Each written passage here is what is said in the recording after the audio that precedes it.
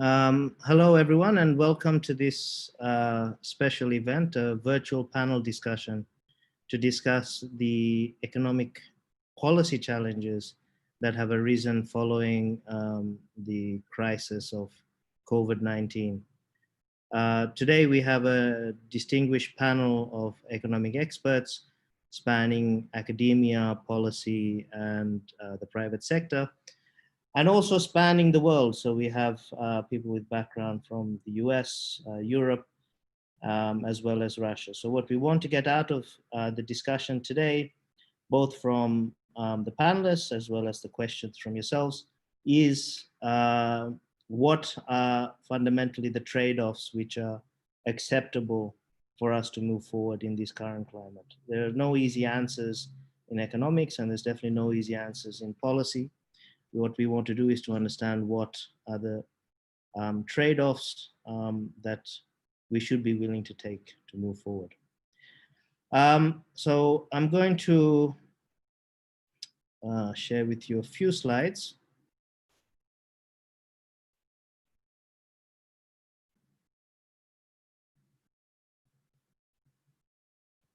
Which I think you can see. Is that right? Yep. Okay. All right, so let's start. In terms of the timing today, we're already 5 minutes behind, but essentially I'll spend a couple more minutes with an introduction. Then each of the panelists is going to have 10 minutes to give their viewpoint on the issue that they've chosen. Following this 50-minute block, there's going to be a Q&A session between myself and the panelists on a select few questions which we think are going to be the most important to understand in the current situation. Finally, in the last 40 minutes, there's an opportunity for you all to ask questions and directly interact with the panel.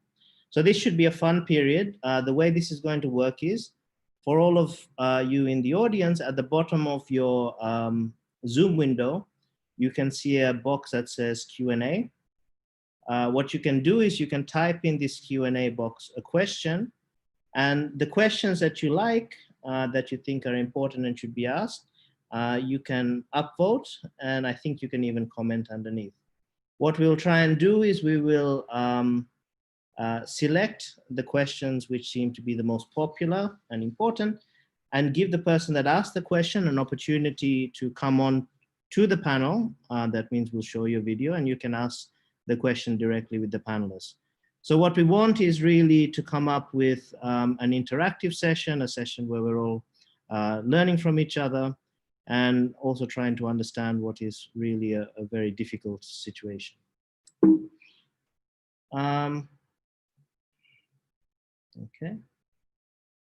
So in terms of, why are we here? What are we doing in this panel? I guess this graph summarizes the current situation as much as any, which is massive declines in annualized GDP growth. So these are sorts of declines which are only really seen during times of war. And they're much greater than the declines seen in previous recessions. So it's really a very rare event which has happened to the world economy. And it's certainly something which is much greater in magnitude than the Great Recession and the global financial crisis of 2007, 2008. What is most interesting in this is the role that governments have played. So the decline in GDP was very much enacted by government policy, restricting people's ability to move around for this purpose of protecting health. But also the negative consequences of these restrictions has resulted in a need for the government to step in and to support the real economy. So you can see the OECD, among the OECD governments, there's been a projected increase of 20% of GDP in terms of debt to GDP. So that's a massive increase in debt across the board in most developed countries. Coincident to this, and I think this is something that has been a little less observed and monitored, is what's been happening to household balance sheets over the last 10, 15 years. We knew during the global financial crisis that household leverage was a major contributing factor around the world. The fact that people had borrowed a lot to buy houses, and houses prices fell. And then this caused all sorts of problems in terms of delinquencies. However, when you look at this graph, you can see household debt to income hasn't really dropped off significantly in many countries. If you look at Australia, the Eurozone, the UK, after initial decline, they started to creep back up after 2015. So what we're facing now is very similar in terms of leverage at the household level. The banking sector is in a much better shape, but the household sector is as financially fragile as it was back in the global financial crisis. Okay, so in terms of some basic economic mechanisms, intuition to help us understand what's going on, we can see what has happened is a shock to production. People aren't allowed to work, factories aren't allowed to open. And when you combine this with household indebtedness, what we have is a reduction in aggregate income. People are being laid off, they earn less money. As people have less money, they have less money to spend. As they have less money to spend, the firms and the real sector have less income, which they can use then to repay their loans and their debt. This is now, we're starting to see an increase in non-performing loans, so bad loans and defaults. And in order to prevent this final step, governments have come in order to support aggregate demand by giving transfers and unemployment benefits and furlough schemes to households, providing subsidized loans and subsidies to firms, and also providing massive liquidity injections to banks. So basically to cushion the impact that non-performing loans can have on the banking sector. So this has, of course, led to the graph which I showed you before of the massive increase in government debt globally. All right, so what are the key questions we want to answer from this panel discussion? I think one question which has been repeatedly asked, especially in the early stages, is will the recovery be V-shaped? That is, after these restrictions on mobility and movement have been removed by government, will the economy just immediately bounce back? Or can we expect a much more prolonged and deeper recession over the next few years? The second question is how much can governments actually borrow? During the GFC, there was always a point being made that governments have borrowed up to historical limits. They can't borrow more. Well, now we're going even beyond these limits. So essentially, government debt is reaching levels that were seen during times of world wars. A third question is what else can monetary policy do? We've seen very creative types of policies by central banks around the world during the global financial crisis. And now that we have an additional challenge, should those previous policies be used, or they're perhaps even more creative policies that central banks should look at? And finally, going back to this issue of government support to the real sector, whatever support is given, it'll ultimately be, will include a certain degree of risk, whether these are loans given to households, to firms, to banks. Even if they're just pure fiscal transfers, there is an additional risk that the state is taking on. And we have to understand how much risk should the state take on, how much of this risk should be shared by certain other actors in the economy. And in a sense, we're sort of moving towards this idea of wealth inequality, income inequality, and how much of the current situation should be shared by people who can afford to take on the burden. Now, why are we having this panel with the current panelists? Well, the panelists have a unique set of experience and backgrounds which will help us to understand these issues. The first panelist is Martin Gilman, who's a professor of economics at HSE University, and who was a former assistant director of the IMF policy department. So I'll say a little bit more about each of our speakers just before they start their 10 minutes, and he'll tell us about US policy and spillovers to global markets. Our second panelist is Dimitrios Somokos, who is Professor and Chair of Financial Economics at Said Business School and St. Edmund Hall at the University of Oxford. And he will speak about Europe and the political and fiscal actions and effects that are going on over there. It's a rapidly changing situation. Our third panelist, Rainer Martin, is now the lead economist at the Joint Vienna Institute, which is related to the IMF, and a former deputy head of the European Central Bank's macroprudential policy division. He will tell us about European monetary and supervisory responses, which tend to be a leading figure in terms of what other central banks will follow. Our next panelist is Alexander Morozov from the Central Bank of Russia, and he's the head of research and forecasting department. He will tell us about the Russian policy response. And our final panelist is Oleg Zamulin, who's now the director of the Center for Macroeconomic Research at Sberbank, and he's a former dean of the Faculty of Economic Sciences at HSE University. And he will tell us about the outlook for the Russian economy. Okay, so I think I've taken up my 10 minutes and we're ready to move on to the panelists. And as I said before to all of our attendees, please do make use of the Q&A box. We want to collect these questions and to give you an opportunity to participate at the end of the session. Thank you very much. And now let me pass on to Martin Gilman. So let me tell you a little bit more about Martin while he gets set up.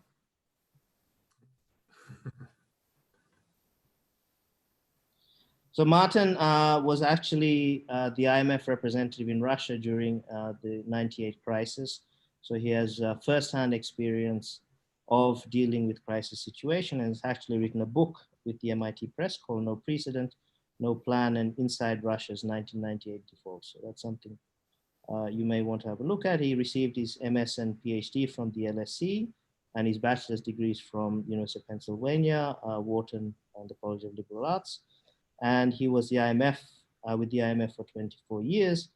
And he was also responsible for sovereign debt issues and was the IMF's representative to the Paris Club. So we have an enormous amount of policy experience and academic experience coming from Martin. Martin, the floor is yours. Okay, thank you very much. I think that the agenda that you've set out, can you hear me okay? Yep. Okay. I think that the agenda you've set out is a very ambitious one. I'm not sure that we'll do that all in one session, even if we go over time, but let's start. My intention in the next few minutes, focusing on the US economy and spillover effects globally, is really to underscore how little confidence we can have in knowing what can happen. V-shape, W-shape, U-shape, whatever. So let me see if are my slides loaded? Not yet. Okay, let's see if I can do this.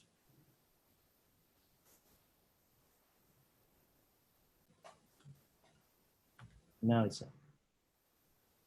Is that it? Yep. All right, so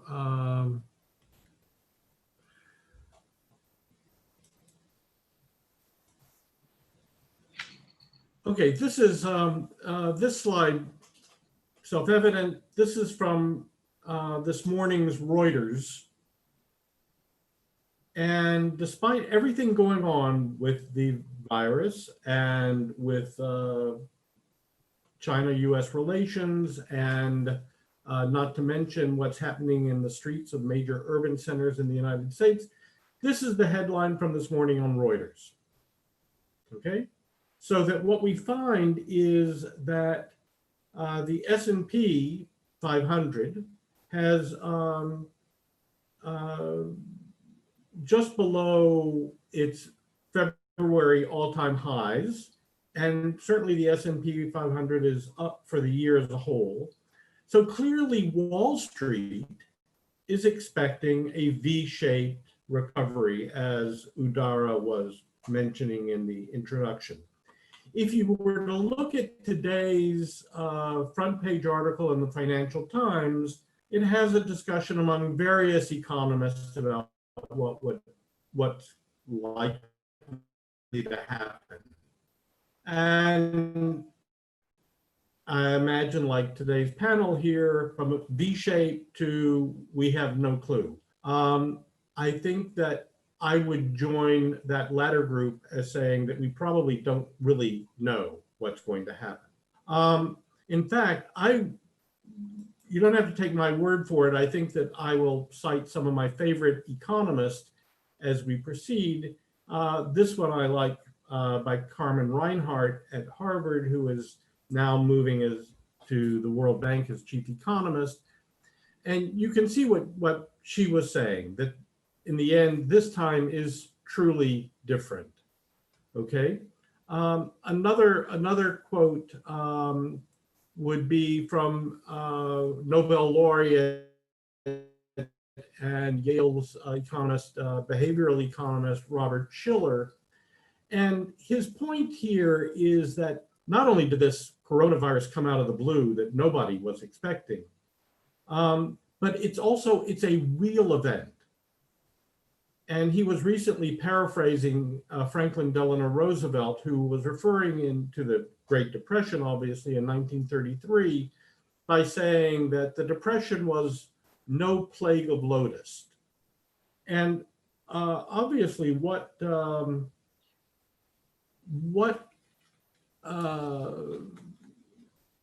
Schiller means is that again, that the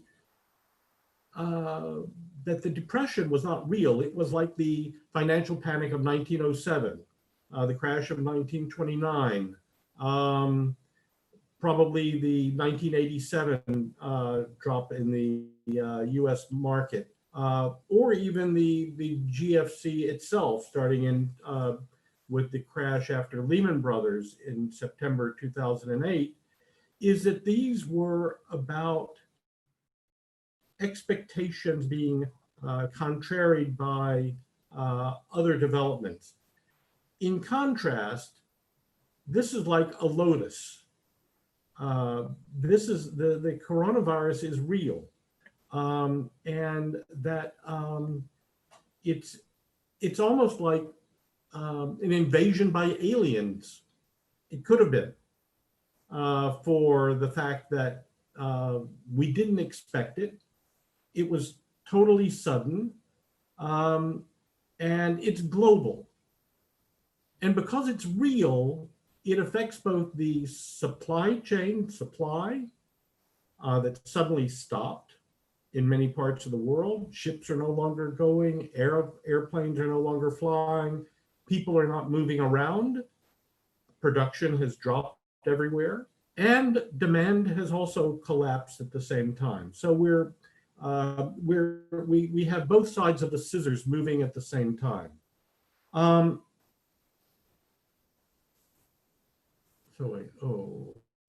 So just to assert the fact that because of this disruption, we really are probably guessing about what's going to happen next.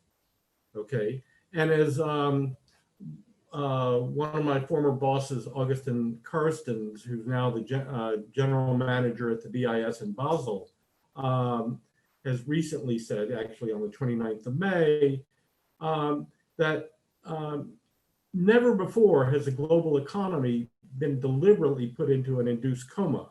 So this is not any kind of normal recession, but something that has been mandated by states because we're trying to avoid a large-scale public health disaster. So we've never been here before, and these are some of the consequences just immediately that you can see. This is US household savings rate as a percent of disposable income has gone from about the 6% level and I could have extended this series for years earlier, it would have been about the same, and it suddenly shot up to 33%. in April. Now, the question, of course, is if many people in the United States, this is US data, if many people were confined at home, they weren't going out shopping, of course, they wouldn't be spending as much and they would be forced saving more. But the question is that whether a large part of this jump in household savings rate is really precautionary. In other words, when people get scared, they're scared that they're going to lose their job, or maybe they've lost their job, or they don't know when they're, if there's any kind of income. So this increase in the savings rate may not be temporary. It may not come down by very much. And that will mean lower consumption.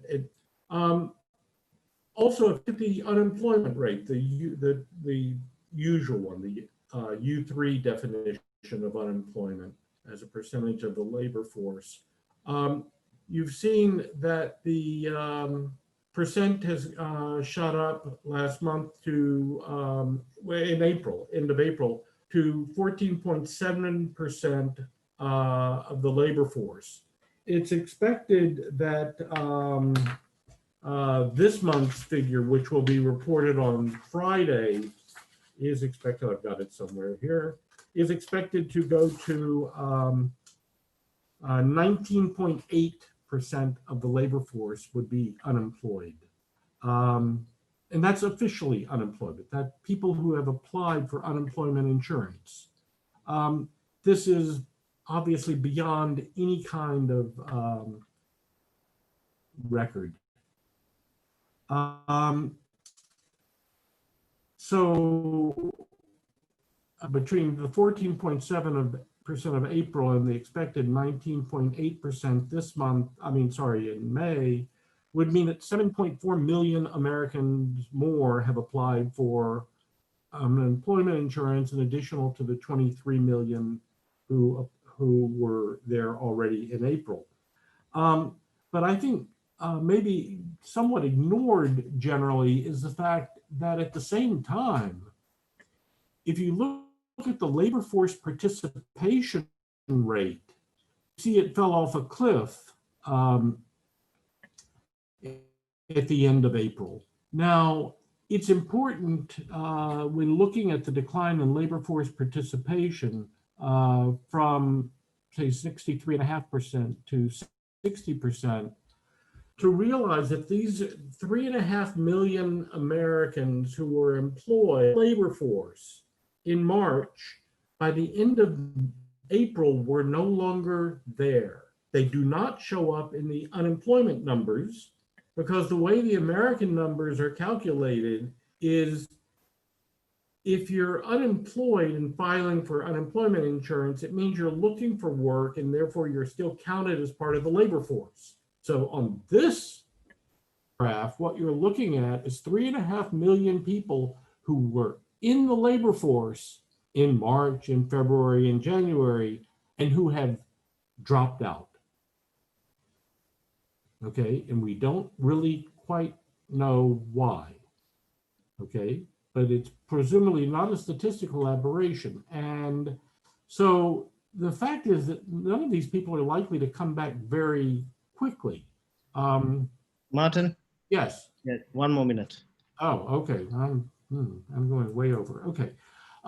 So I'll let you take a look at the slides later. I'm getting a little bit carried away, but just to say that on an annualized basis, the Atlanta Fed's GDP now looks like by the end of May, it was for the second quarter estimate down by 51% at an annualized rate. I want all of you to, because we're dealing in an area without precedents, to take a look at this recent working paper by the San Francisco Fed on the longer-term economic consequences of pandemics. It has some fascinating material. Obviously goes back 700 years, so back to the Black Death. But what it basically says is that we should expect a very long period of lower inflation, lower interest rates, lower productivity, higher labor force value, in other words, higher wages, and lower growth generally. So I'm not going to, since I've run out of time, I can just refer you to the slides that talk about the policy intervention in the United States, this massive and very swift, both fiscal and monetary injections, not to mention things that have not even been addressed yet, that the states, which are constitutionally not allowed to run deficits, are in fact running deficits, who will finance them, plus the longer term pension problems. So I will skip that and just go to the conclusion, which is all of this abstracts from whether there's going to be a second wave, all of the uncertainty ahead of us. But the real question is, how will consumption respond and be affected by the massive unemployment, especially as unemployment insurance in most American states will be running out by the end of June or by the end of July at the latest. So the real question is, as I say here, beyond the summer, with both massive liquidity and fiscal spending fueling presumably pent-up demand, and while supply constraints arise in a deglobalized US economy, what are the risks actually of stagflation with high unemployment and inflation for the first time in 40 years? Thank you. Sorry to go over time. Okay, thank you very much, Martin. There are a few questions in the Q&A box, so if you have a second, you could respond to them directly, or we can leave them towards the end. The next panelist is Dimitri Somokos.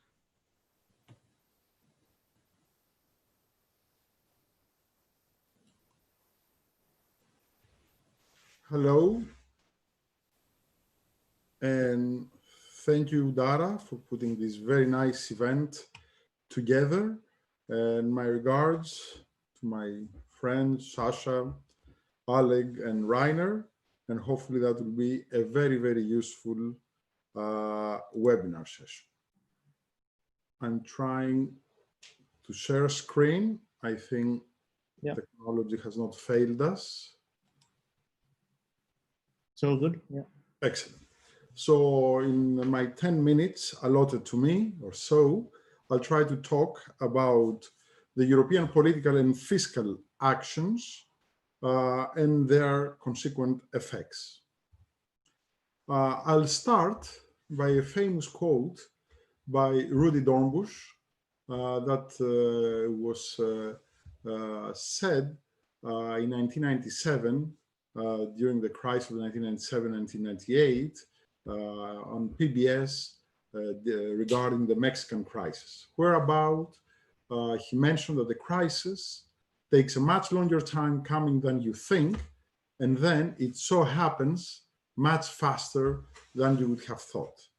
And having this as a benchmark statement, I'll try to see its validity and then try to make a diagnosis about what has really happened, and then refer and comment upon the European response.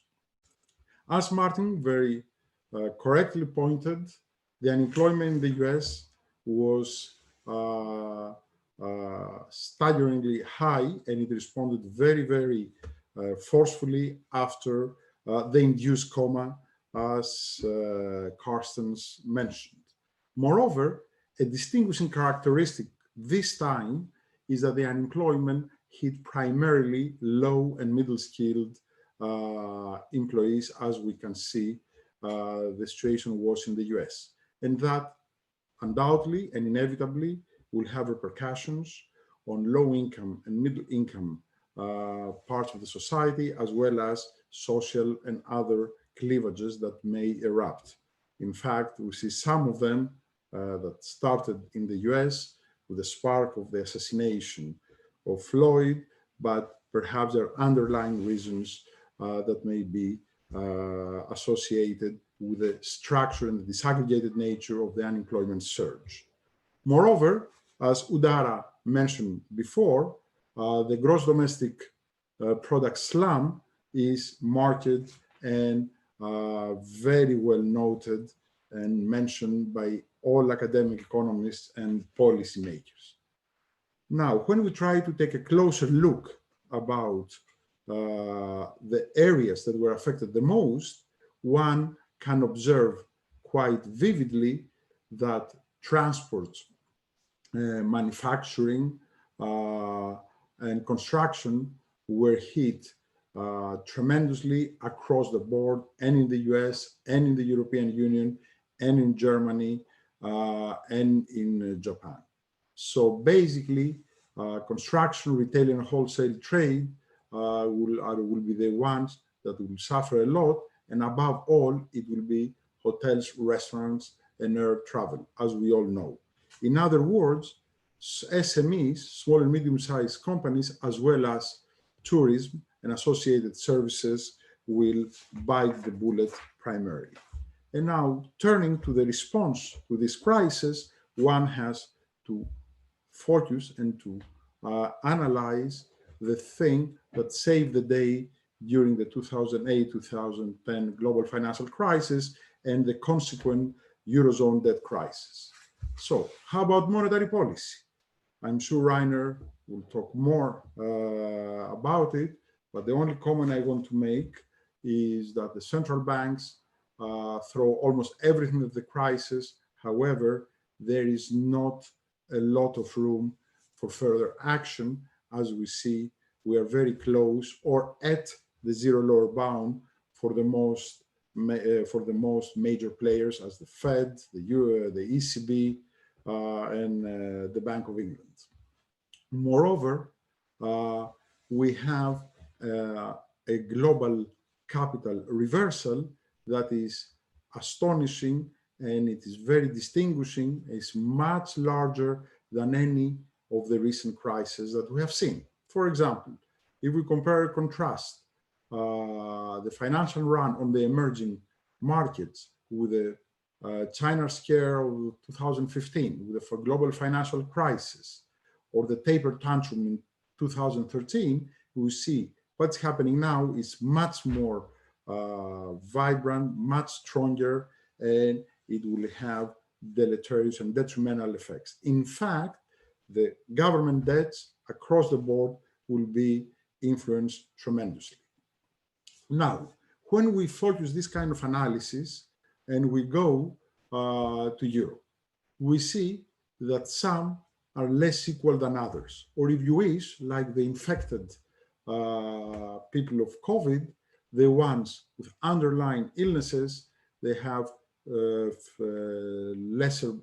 lower probability of recovering completely and swiftly.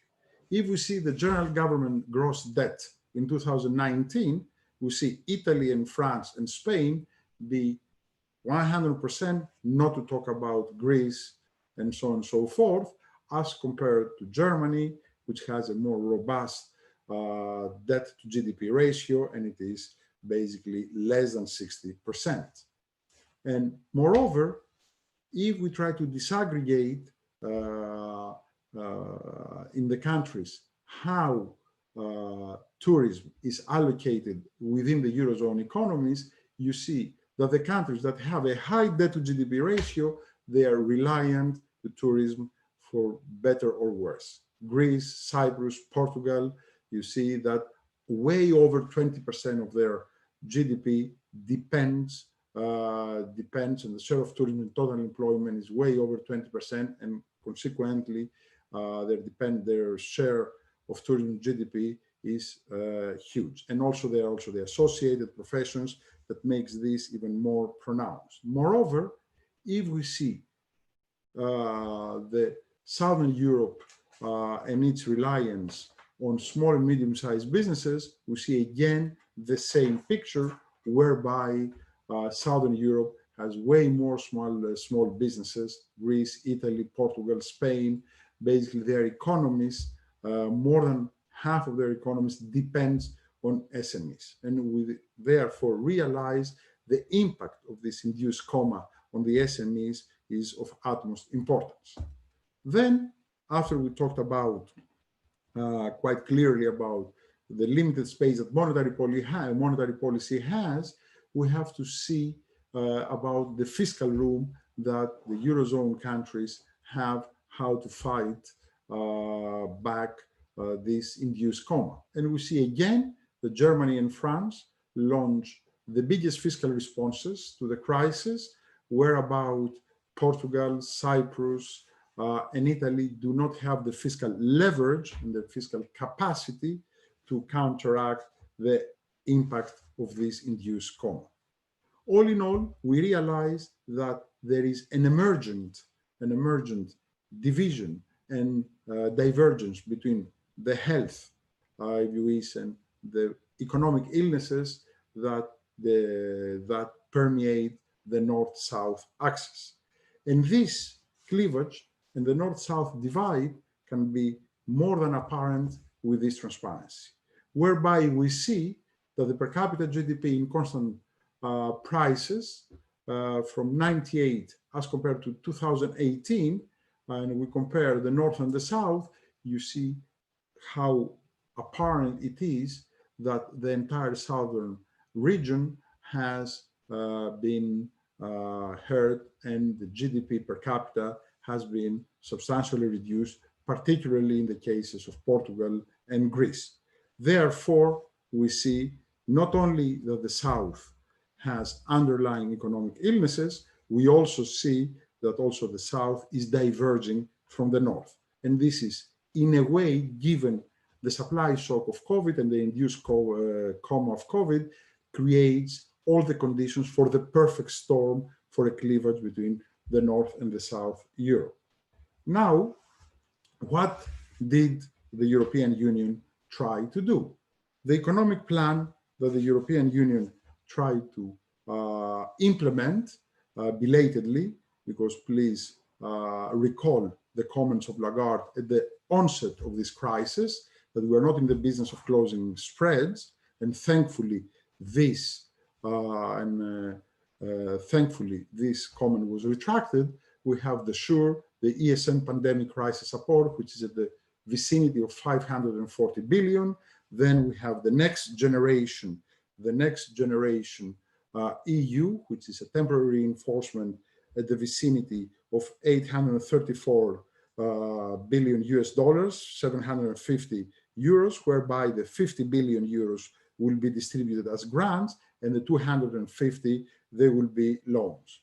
And finally, we have the multi-annual financial framework of 1.1 billions. If you see the distribution, and that's the important point I would like to make, the distribution across the EU between grants and concessionary loans, we see that Italy, Spain, Greece, Portugal, they receive considerable amounts, but amounts that they will be distributed across the span of 4 years. Therefore, their immediate impact, given the fiscal multipliers that exist in the Southern Europe, will be not as substantial as one might expect. Therefore, one can say that this response, the European response, is too little, and I hope not too late. Many people bring to their minds the famous statement of pretending and extending. Hopefully, the opacity of this plan will be removed, and for a change, the European Union will forcefully move, not employing and kicking the can down the road, but loudly and clearly resolving the crisis. The indications nowadays, however, are not very optimistic, because the most lenient, if you will, and optimistic, if you will, assessment of what the Europe offered is basically an enhanced European structural and investment fund.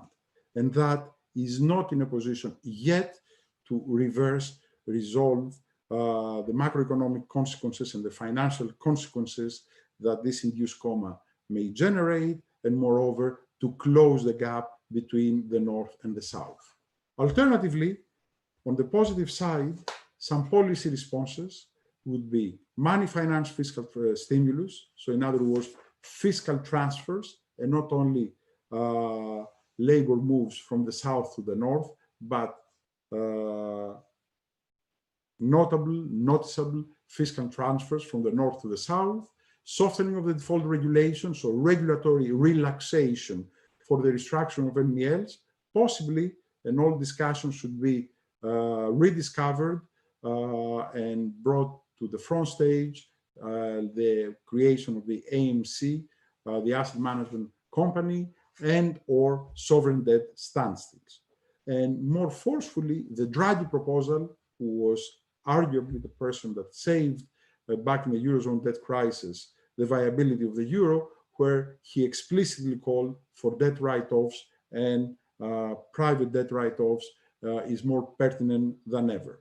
Last but not least, despite the soundings of debt mutualization, I would like to emphasize that celebration of the EU's long-awaited debt mutualization are premature. So more sooner rather than later, one needs to move to sovereign debt mutualization, debt standstills, and softening of regulation to the ailing banking sector of the South. And I would like to conclude by emphasizing an old adage by Sir Winston Churchill, whereabout he mentions that the success of economic policy should not be judged on the proximity to catastrophe and apocalyptic moments, but should be judged with respect to the proximity to welfare and prosperity. Thank you very much. Thank you. And I missed giving the introduction. I apologize. That is Dimitri Samokos, who's a chair and professor of financial economics at Said Business School at St. Edmund Hall at the University of Oxford. He is the co-developer of the Goodhart-Samokos model of financial stability analysis, which has been applied in many central banks. He's provided testimony to the House of Lords for economic and financial affairs. And he's been an economic advisor to one of the major Greek political parties, and regularly provides commentary on the Greek economy to local and international media.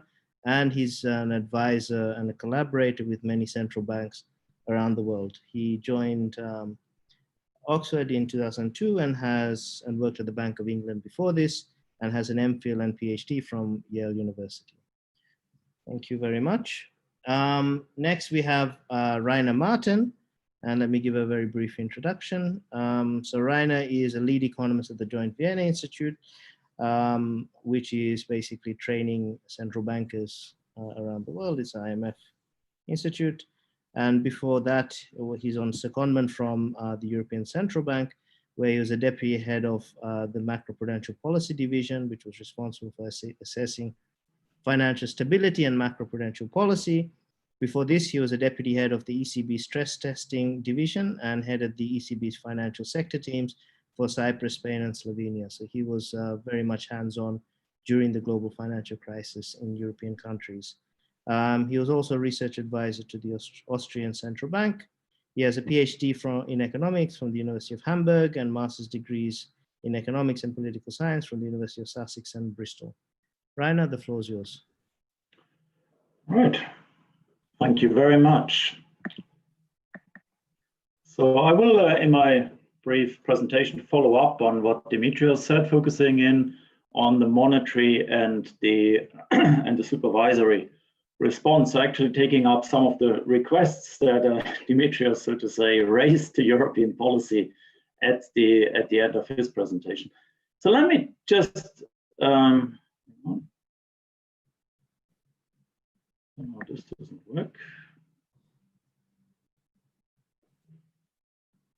Yeah, now here we go. So let me just start by giving you a very brief background on where the euro area actually stood at the beginning of this pandemic.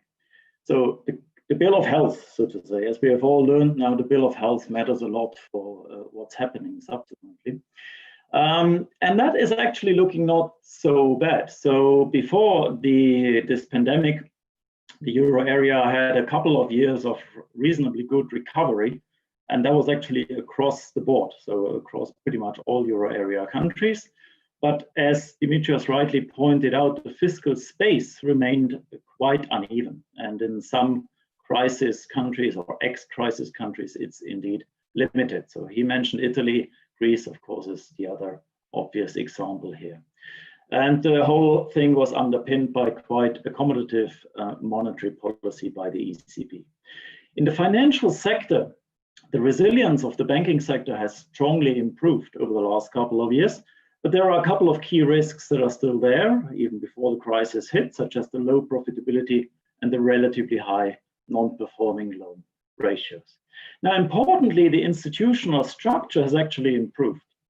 So based on the old saying, never miss a good crisis if you want to achieve something, there were actually some achievements. So one is that the crisis management framework has been ramped up by the establishment of the ESM, the European Stability Mechanism, which is a sort of nucleus of a mini kind of European monetary fund, so to say. And then banking union was at least partly put in place with common banking supervision and a common banking resolution system.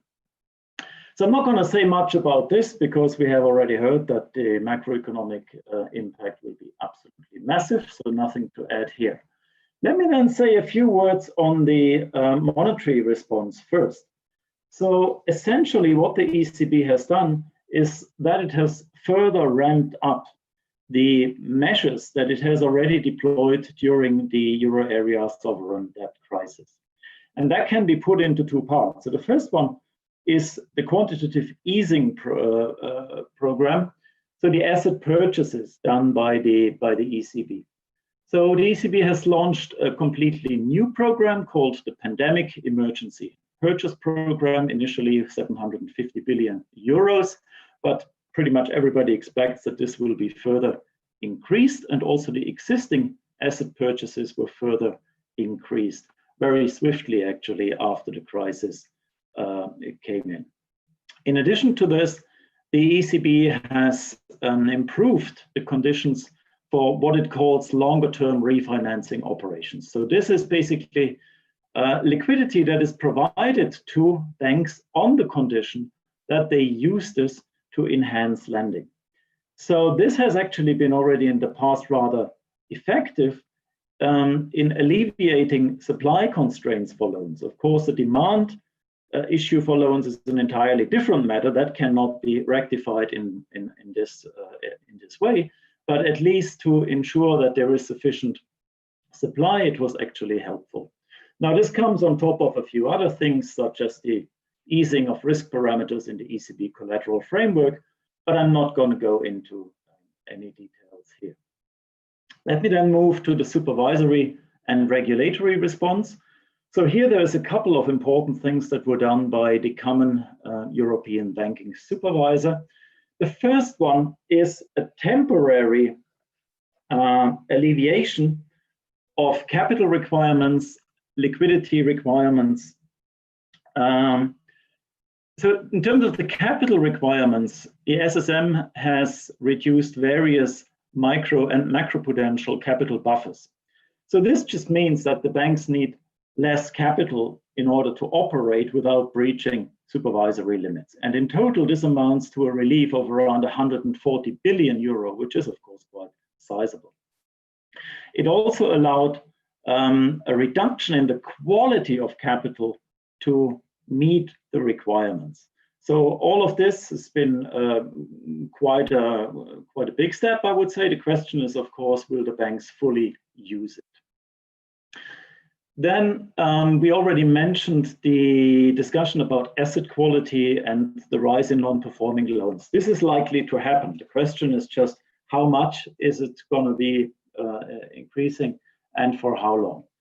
But SSM has done a couple of steps to reduce this likelihood. So first of all, it has given banks more flexibility in the prudential treatment of loans. So for example, they have now more flexibility to classify loans as unlikely to pay, which is like a first step of a loan towards becoming non-performing. Also, this takes us a bit into the technical issues of accounting, which, however, matters a lot for bank balance sheets. The banking supervisor has given here more power to the banks, or encouraged the banks to use transitional arrangements that are there. So I think this, again, is quite useful for the banks. It has also strongly encouraged the banks not to pay any dividends for 2019 and 20, and to refrain from share buybacks, which makes sense.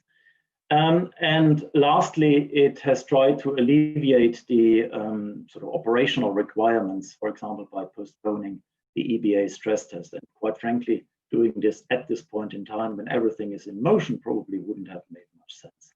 Anyway, so let me conclude, because the time is quite short. I would say that the ECB reacted quite swiftly and quite comprehensively to the crisis. And this relates both to the monetary policy side, but also to the banking supervision side. Now, I don't want to go into the discussion of V versus L shape in the recovery. This came up already before, and I think it's true that it's very, very difficult to make any reasonable estimate here. Just one point to make. So 1 month of lockdown costs in most advanced economies around 3% of GDP.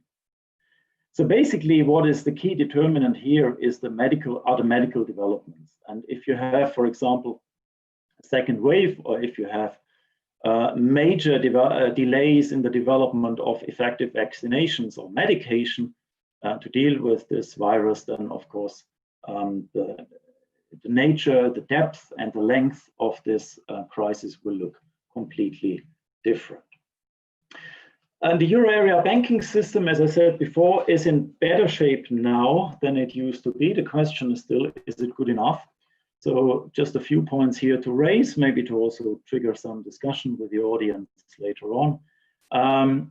The fact that you have a further monetary easing is of course positive, but it implies also that the interest margins will be compressed more and for longer. So this is something that creates a burden for the banks. The question is also the renewed deterioration of asset quality. This is expected. How severe will it be, and how will it be managed? I didn't get here into the discussion of a European asset management company, but it's maybe something that we can discuss later on in the Q&A session. There's also a couple of other financial stability issues that arise, but in the interest of time, we can maybe get to this later on. And then last but not least, there is an interesting development that on May the 5th, the German Constitutional Court made a very interesting ruling. It ruled that the ECB overstepped its mandate by not providing a proportionality assessment of its public sector purchase program. So this is actually something that has nothing to do with the crisis per se. It started 5 years ago. But of course, it is something that is in the background when the ECB takes or plans to take further steps to deal with the corona pandemic. Now, the German constitutional part by the Constitutional Court has, of course, no authority over European institutions. So the response to this has to come from the German authorities, and most probably from the German central bank, the Bundesbank. And there was also no immediate negative market impact, which is all good news. But nevertheless, a situation where the highest court in the largest member state of the euro area has problems with the key program of the central bank is a tricky issue. So that is something that needs to be solved. And I think markets and policymakers will watch very closely how this is going to unfold. And lastly, to put also a positive note on this, this ruling may actually trigger a much broader debate about the imbalance that you had for the last couple of years in euro area economic policy, where so far, really most of the heavy lifting was tilted towards the ECB, whereas on the fiscal side, there was relatively little that was done. This applies also to the euro area sovereign debt crisis. And as Dimitrios mentioned in his presentation before, there is now some changes. question is it big enough? Is it fast enough? But certainly this is now moving, and the fact that it is moving, I think that's quite a positive development. So maybe the German court has actually done a favor that was not really expected by itself. Thank you very much. Thank you, Rainer. Okay, next we have Alexander Morozov. So I'll give a brief introduction while he sets up. So Alexander defended his dissertation in economics at the Institute of Economics of the Russian Academy of Sciences in the early 90s and received a diploma from the London School of Economics. He's been engaged with research work at the Russian Academy of Sciences for about 10 years. And from 94 to 2005, he worked as a senior economic advisor at the World Bank, specializing in macroeconomic, fiscal policy, tax, and customs administration issues. Then he moved to the position of chief economist for Russia and the CIS countries for HSBC in the region. Since 2015, he has been the head of the research and forecasting department at the Bank of Russia, and he has numerous publications in Russian and international economic journals, and a series of studies on the economy and fiscal policy. Alexander, the floor is yours. Thank you, Udara, for introducing me, and special thanks for arranging this webinar, which I hope will provide additional insights into what's going on globally and in Russia and what we all have to do about it. In my presentation, I was asked to present Russian policy response, but before we move to this policy response part, it's important to discuss a little bit the starting points to better understand what are the reasons for that particular response that Russia had and has, and what are the limitations of policy response in Russia as well as in emerging market countries. So we have to start with a sort of diagnostics, if you wish. Here, I would say Russia had an advantage in terms of a few-week lead time because the COVID-19 outbreak in Russia happened a few weeks later than in key European economies and in the United States. So we had time to prepare, to understand what's the impact of lockdown on the economy, what would be the best response from the administrative measures in terms of lockdown and so on. That was good. Hopefully that helped to a little bit better respond to the shocks, but we will see later whether this indeed made a difference or not. And since we are talking with in the academic audience, I hope it's arranged by ICEF and the High School of Economics. I'll try to provide a few insights if we wish put down some research flavor to our discussion. Indeed, what's happening actually provoked a sort of new initiatives, new attempts to contribute to a new set of analytical tools to analyze the situation. In that respect, in the Bank of Russia, and it's not just in Bank of Russia, we developed quickly an analytical tool which look at dynamics of financial flows across Russian economic sectors. And this dynamics is quite illustrative in the sense showing that significant deviation from the norm, so-called, can be interpreted as not one-on-one, but in essence can be interpreted as a fall in economic activity with certain, of course, footnotes. Here in that chart, we compared the norm, which we defined as average amount of inflow to the sectors excluding extraction sector and all products and public administration during first 3 months of the year, we have a situation of first weeks when Russia introduced the lockdown.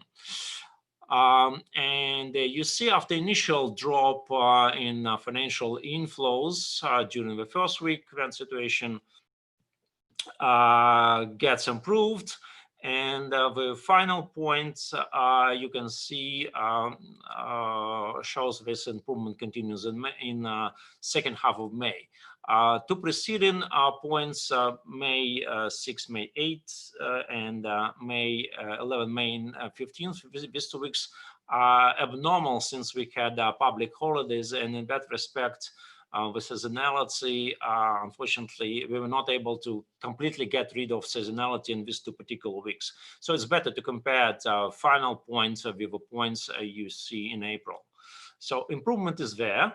And you can also see that overall fall in financial flows as a sort of proxy for economic output was quite significant. And in that respect, situation in Russia appears to be comparable, perhaps not as severe as in our economies, but comparable to those you can see in Europe and United States. To come up with this kind of analysis, we used data from National Payment System, doing some aggregation using code of economic activity. And I know that some banks are trying to use their own financial flow data to provide a similar analysis. Since statistical data come with a big delay, it's important that you have this and a similar real-time indicators to better grasp what's going right now and not back in April, back in March. And in this aspect, there's no need to wait for economic, for statistical data to be published. Now, to discuss what's going on then from the initial point. Well, I already mentioned that we definitely see improvement in terms of decline, in terms of the magnitude of economic decline in Russia.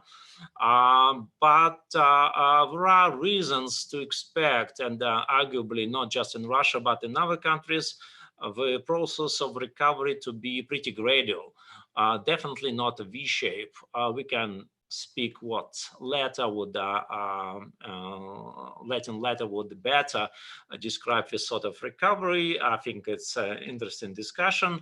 But what's important after all is the pace of recovery will be gradual. We may see some initial pickup of activity that happens pretty quickly, but after that the process will be taking more time.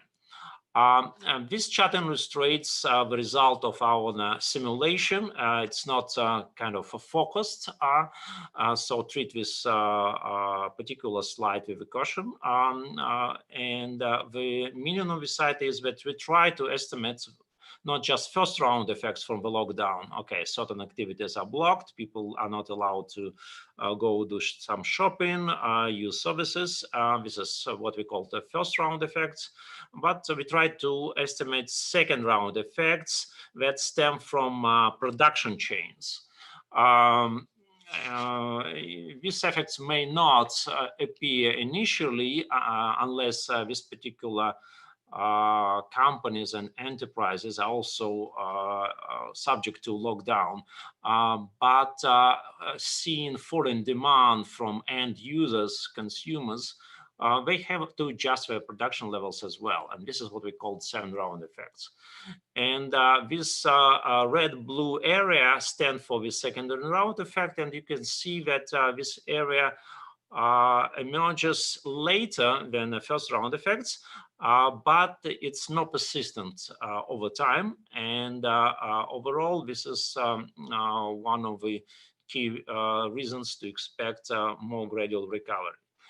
So even if we see all restrictions lifted and the economy opens up completely, which is not the case, by the way, neither in Russia nor in other countries, These second-round effects would be preventing the economy from quickly going back to, in terms of outputs, to the level we saw during the pre-coronavirus time. Another reason to be skeptical with respect to fast recovery in the Russian case is that we additionally in May got the output drop in the oil sector and the related sector as a part of the OPEC Plus deal. And this is not reflected in the April data. And we have to account for that additionally. And as far as output contraction after in accordance with the deal remain in place, that also be preventing output in the overall economy returning back to the pre-coronavirus levels. And also colleagues did not mention, but I think it's important to keep in mind that the coronavirus actually changed many things in our life.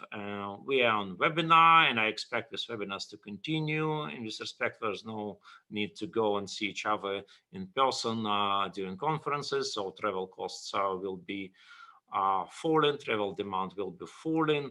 And as such, take into account that there are frictions in economies, that would be equivalent to a drop in potential output.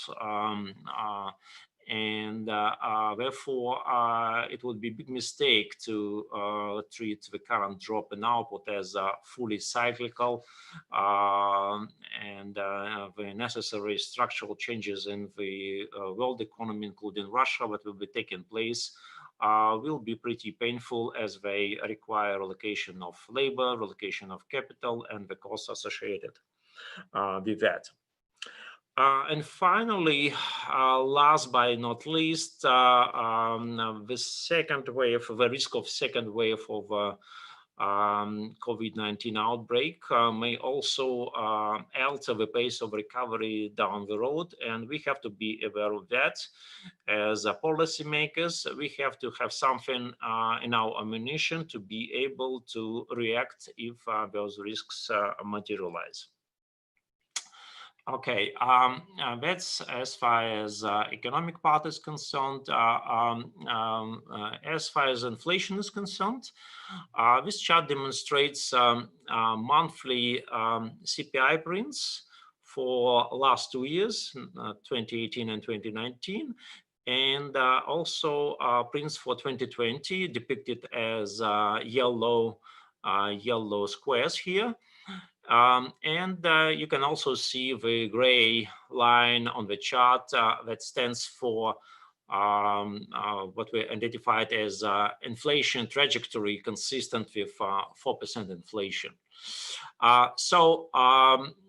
These two yellow boxes in March and April, number 3 and number 4 from the left, you can clearly see we're above the 4% inflation trajectory.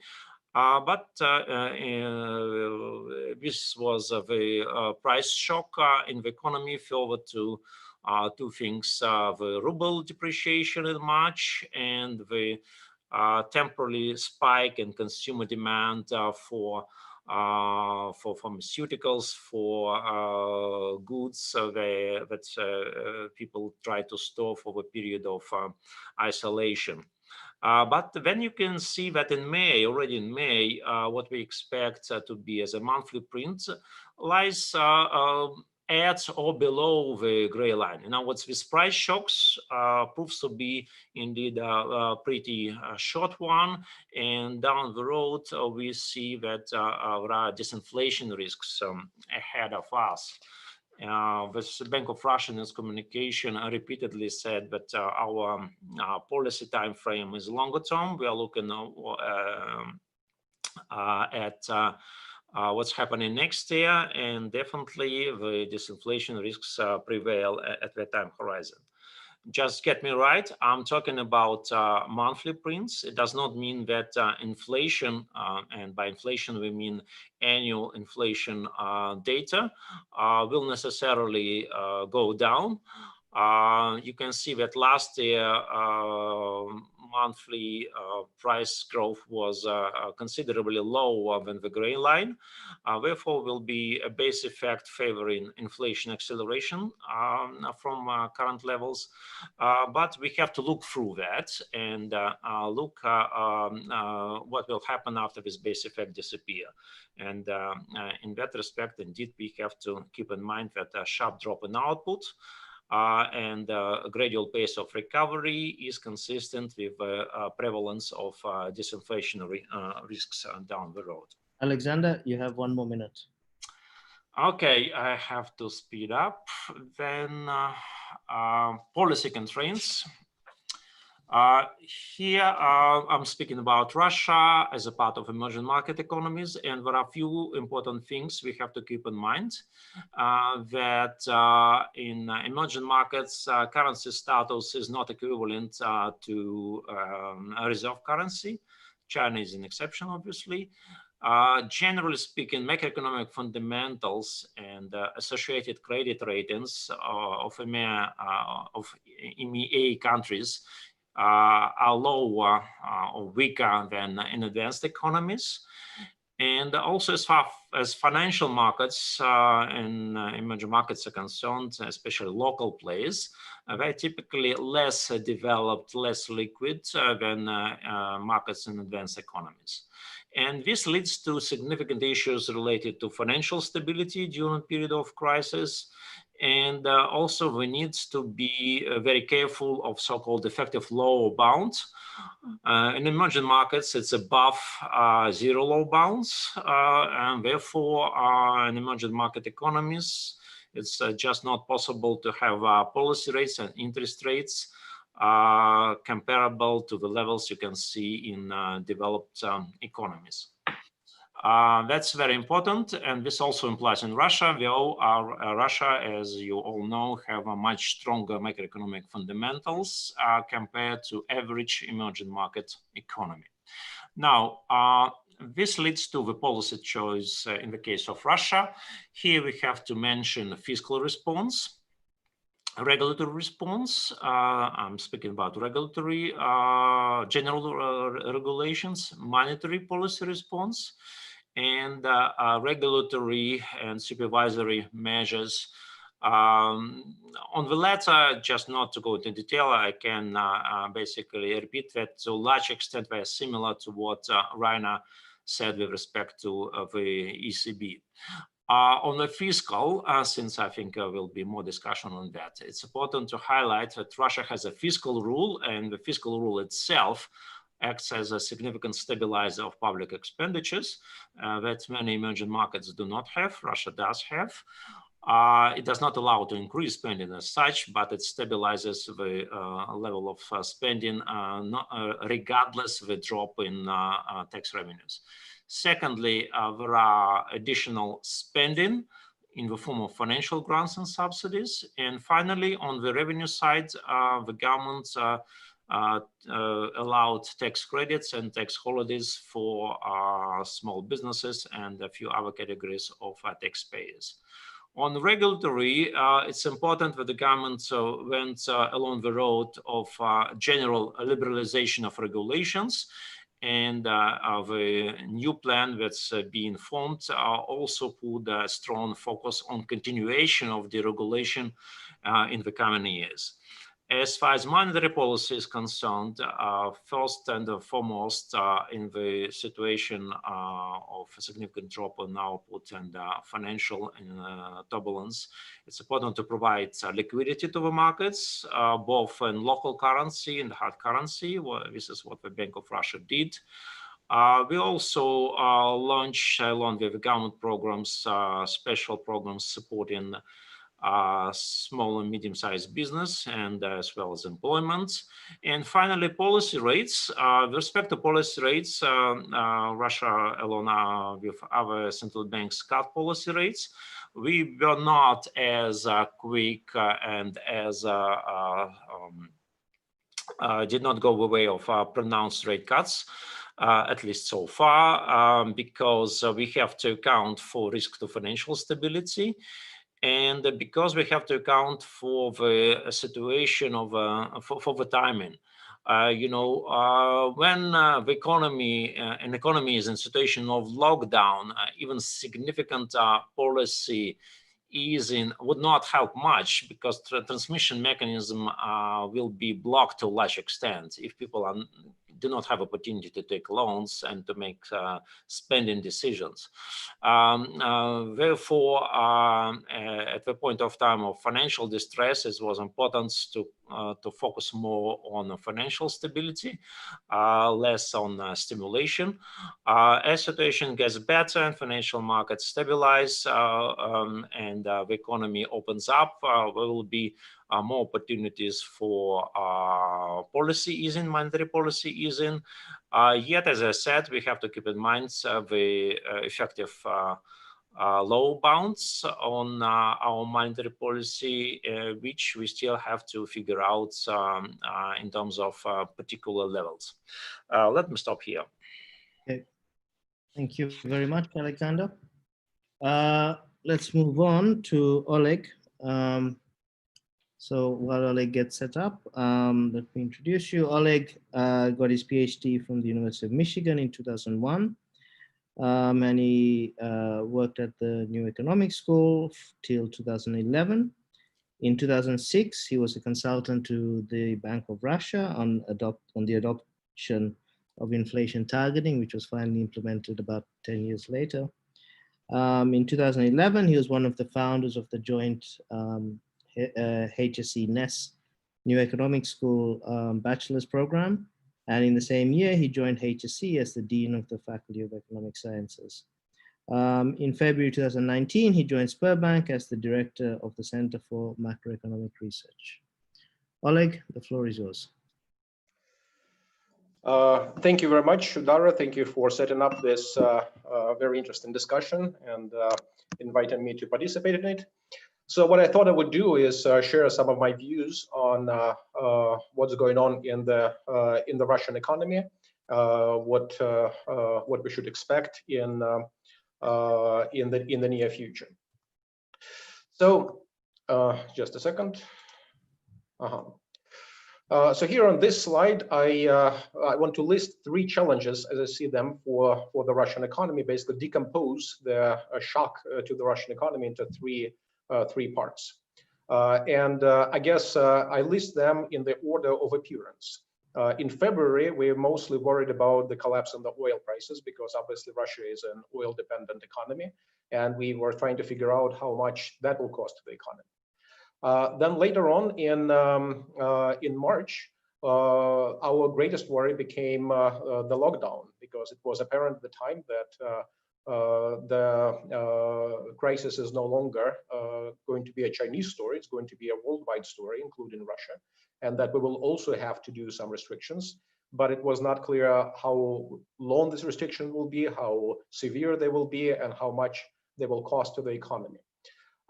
With time, it became more or less apparent what these costs are, because now we see statistics from different countries on how much output fell during the most severe lockdown periods, and so on. So now we're facing the third stage, the stage of the fall in aggregate demand. Obviously, lockdown, which was a shock to the economy from the supply side, led also to losses of incomes, to bankruptcies of companies, and now people are not spending as much money as they used to.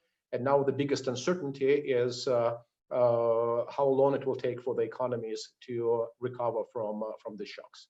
So of course, the latter two shocks are not unique to Russia. They are the same as in any other country. But the collapse in the oil prices is an additional thing that Russia has, because we are an oil-dependent economy. However, overall, each of the shocks will probably reduce the GDP in 2020 by about 2% in our estimates. So instead of the expected growth of 1.7%, which is what we expected, like many others at the beginning of the year, we're going to see a fall of 4 to 6% by most forecasts, with which I largely agree. So fall in the oil prices, I would say this is probably the least of our concerns because Russia prepared itself very well in the recent years for such a shock. What I mean is that, first of all, we have this fiscal rule that Alexander mentioned in his presentation. So the government expenditure does not depend on the price of oil. We built up international reserves of about currently $560 billion, which is about a third of GDP, and that exceeds the whole external debt, private plus public, of Russian Federation. We now have an inflation targeting regime, unlike in the episodes previously when the oil prices fell, like in 98, 2008, or 2015.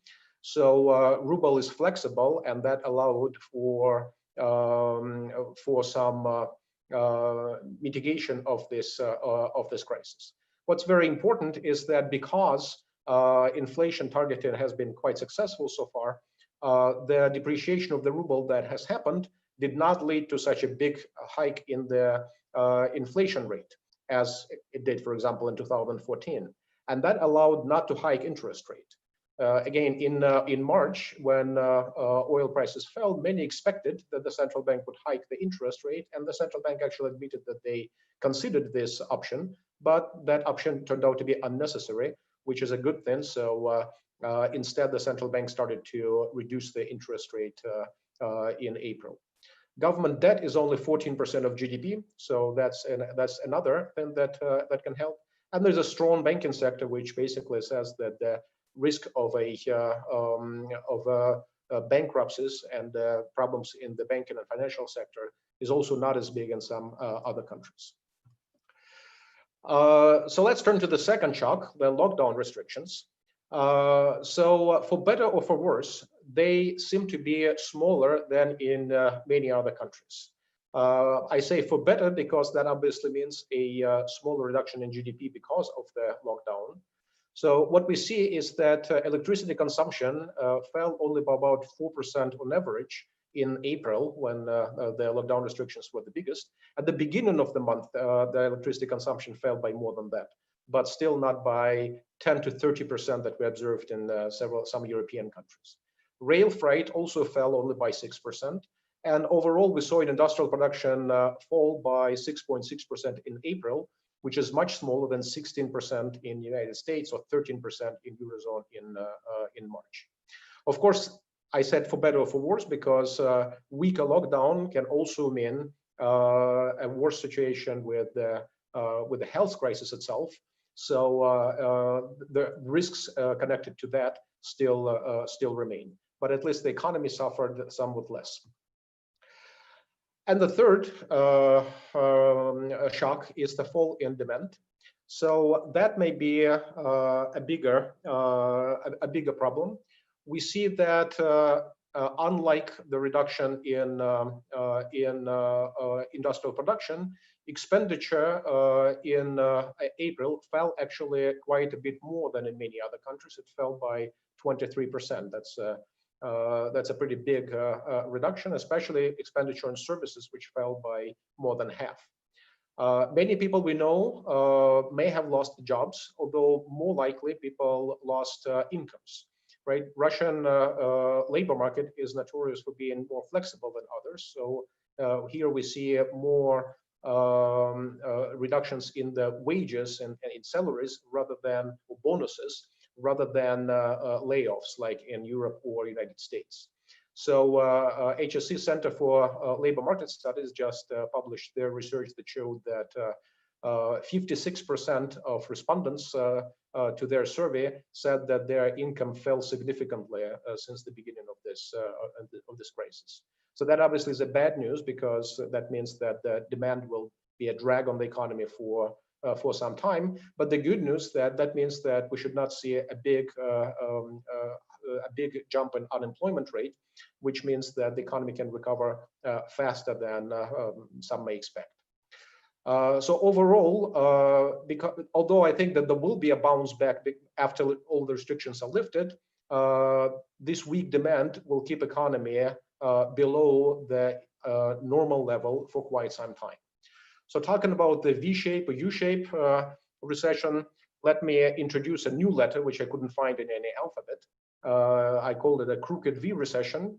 I think that initially there will be a bounce back because the restrictions are lifted, but to a level significantly below normal, and then it will be a long and tedious process of returning to normal level, which may take a couple of years.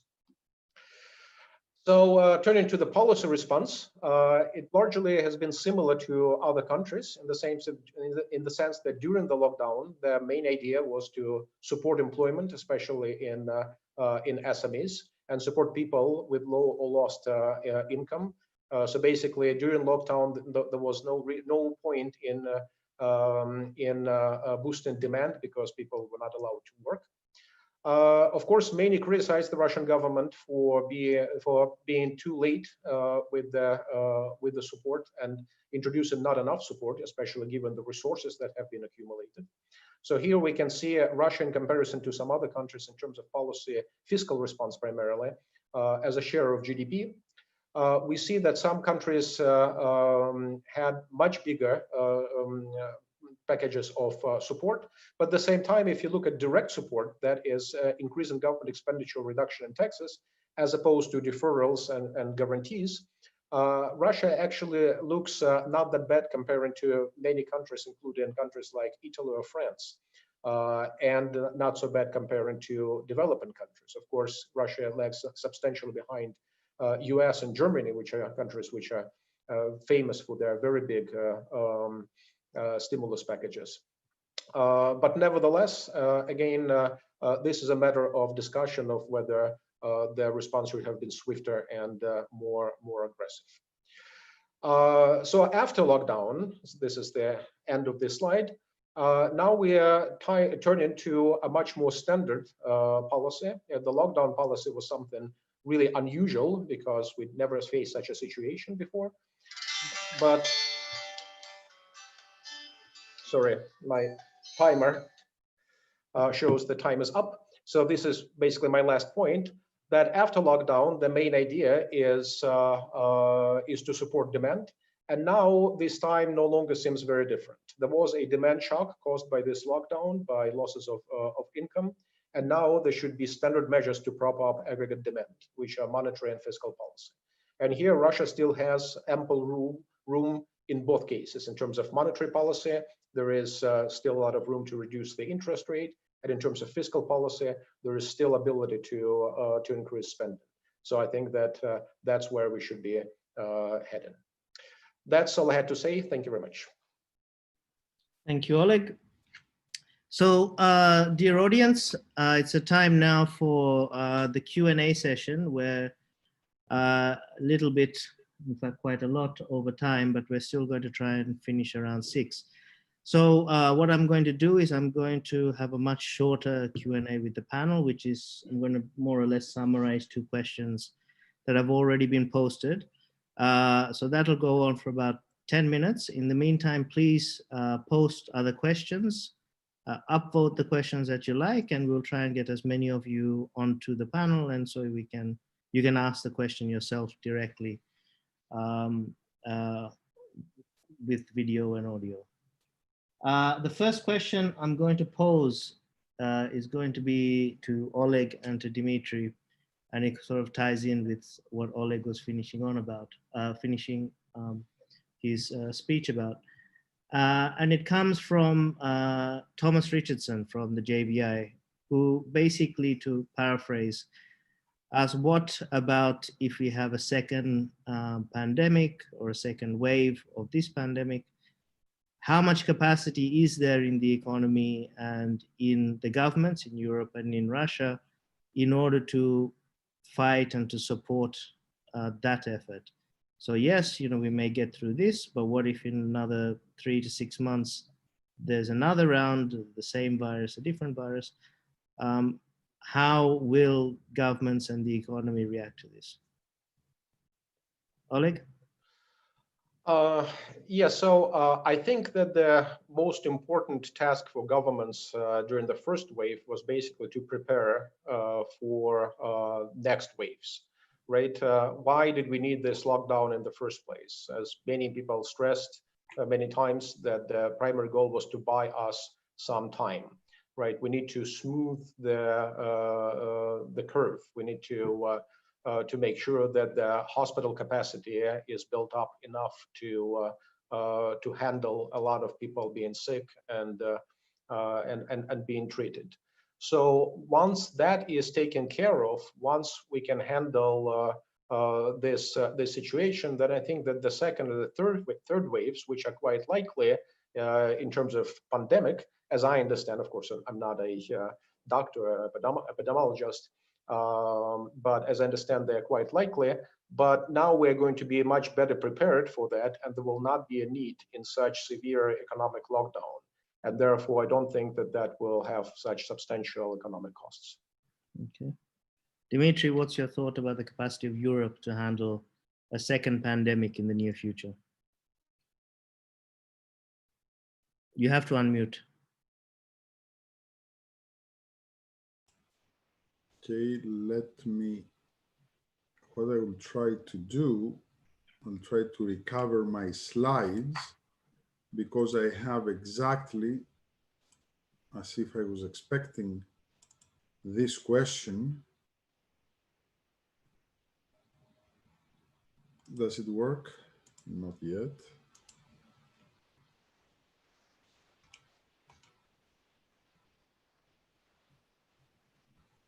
Does it work?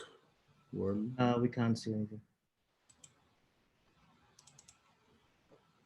I don't know why. Let me try again.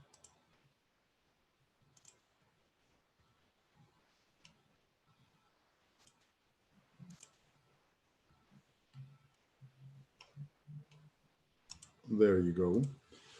Well, yep. Now it's better. Let me try to see. I have one slide that is very indicative.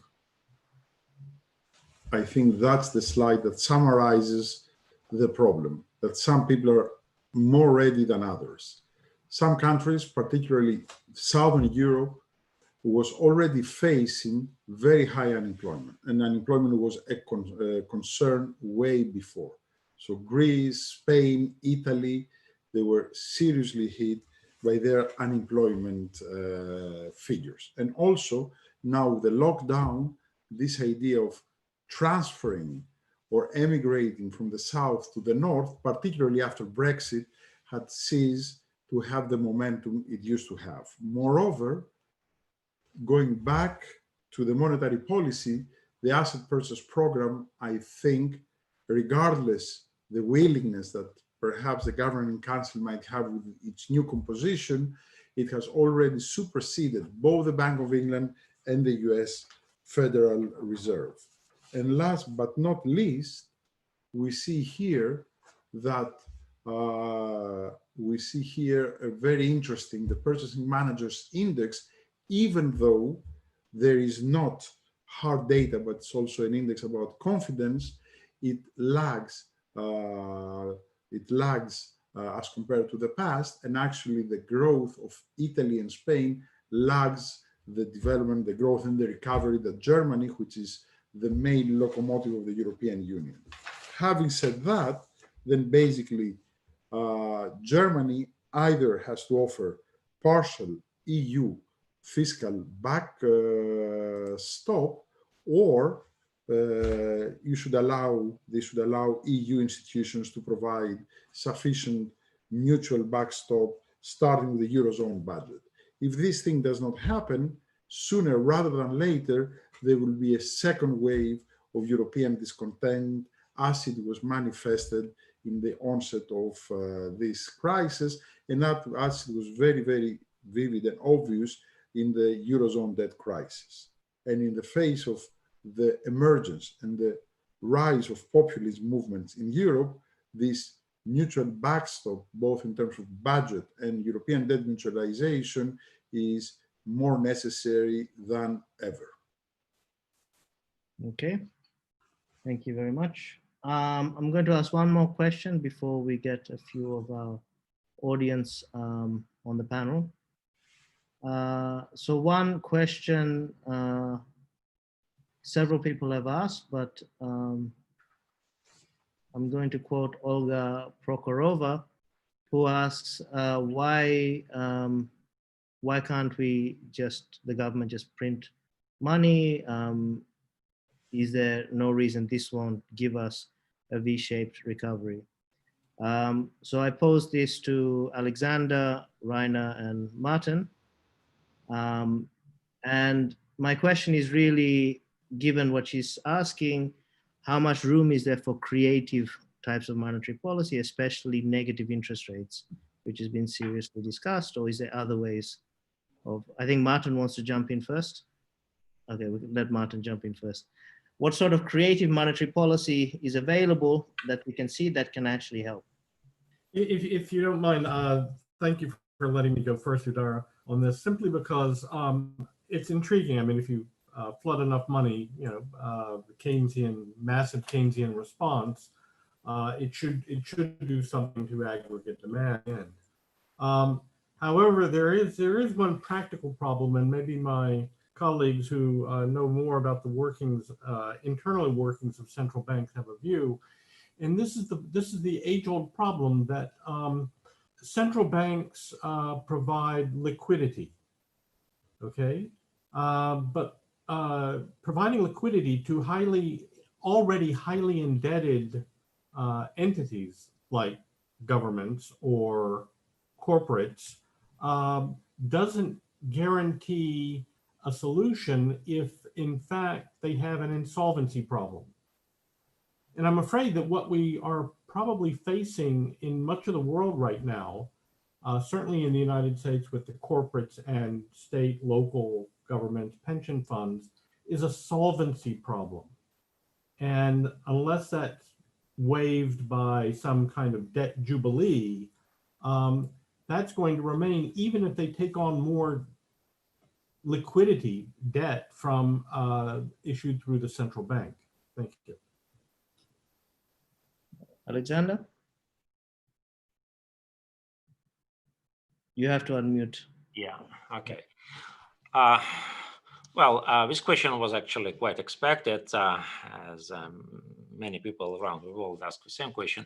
But let me start by saying that the helicopter money, and basically the question was about that, is not the practice, at least at this point of time, in any large economy, to the best of my knowledge. Basically, if we speak about Russia and in the Russian case, why should this option even be discussed if there are other options that can be explored?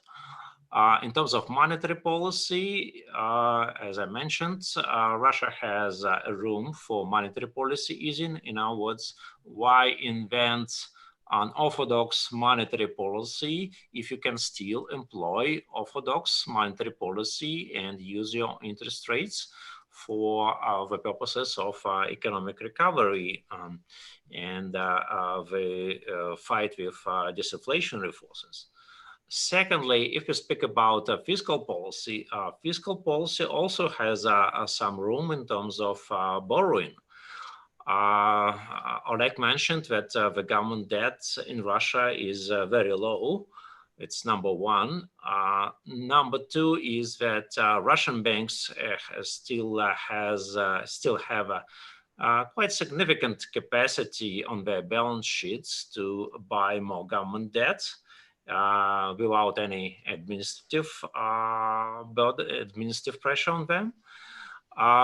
And the third one, if you look at the Russian bond markets, OFZ market, actually it's performing quite well.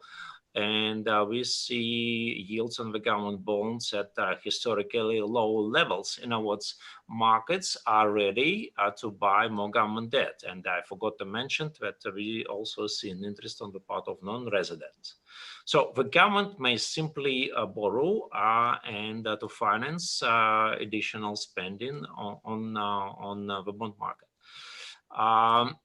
And the final point, if we ever come to an issue of additional support, I mentioned that emerging markets are the countries that cannot benefit from the reserve currency status, and therefore there are limitations on the use of unorthodox policies or inventing some unorthodox options in monetary policy compared to advanced economies. The consequences of ignoring that could be really harmful. In other words, the costs of going that direction could well overweight the potential benefits, both in terms of borrowing for the government and in terms of adverse rather than positive impacts on economic performance.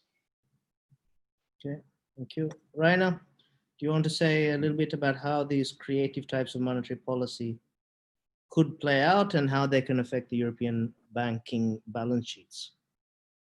Sure. Let me first say that I think monetary policy worldwide has been actually pretty creative over the last couple of years, pretty much ever since the global financial crisis. Can you do more? Yes, I think you can do more. There are options to make quantitative easing more powerful. You can vary the type of assets that the central banks can buy.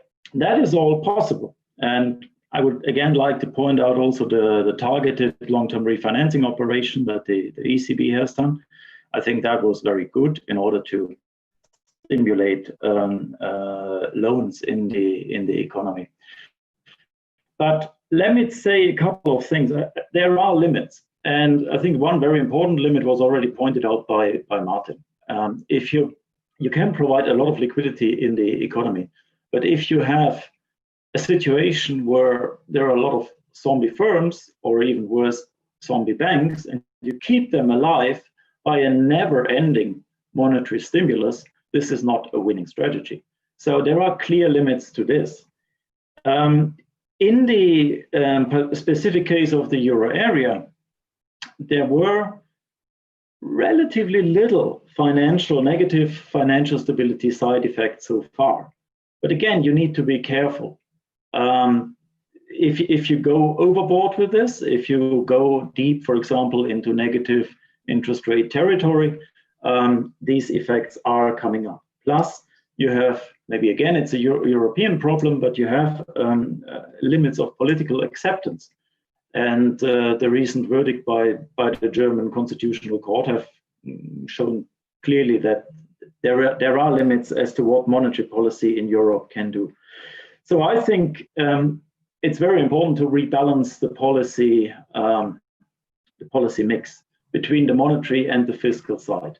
There needs to be more on the fiscal side going forward, and I think there needs to be more on the European fiscal policy side. So not just a national response, but also a European response. And let me just say here that I think two very important steps have been taken recently, which a few months ago, people would have thought it's impossible.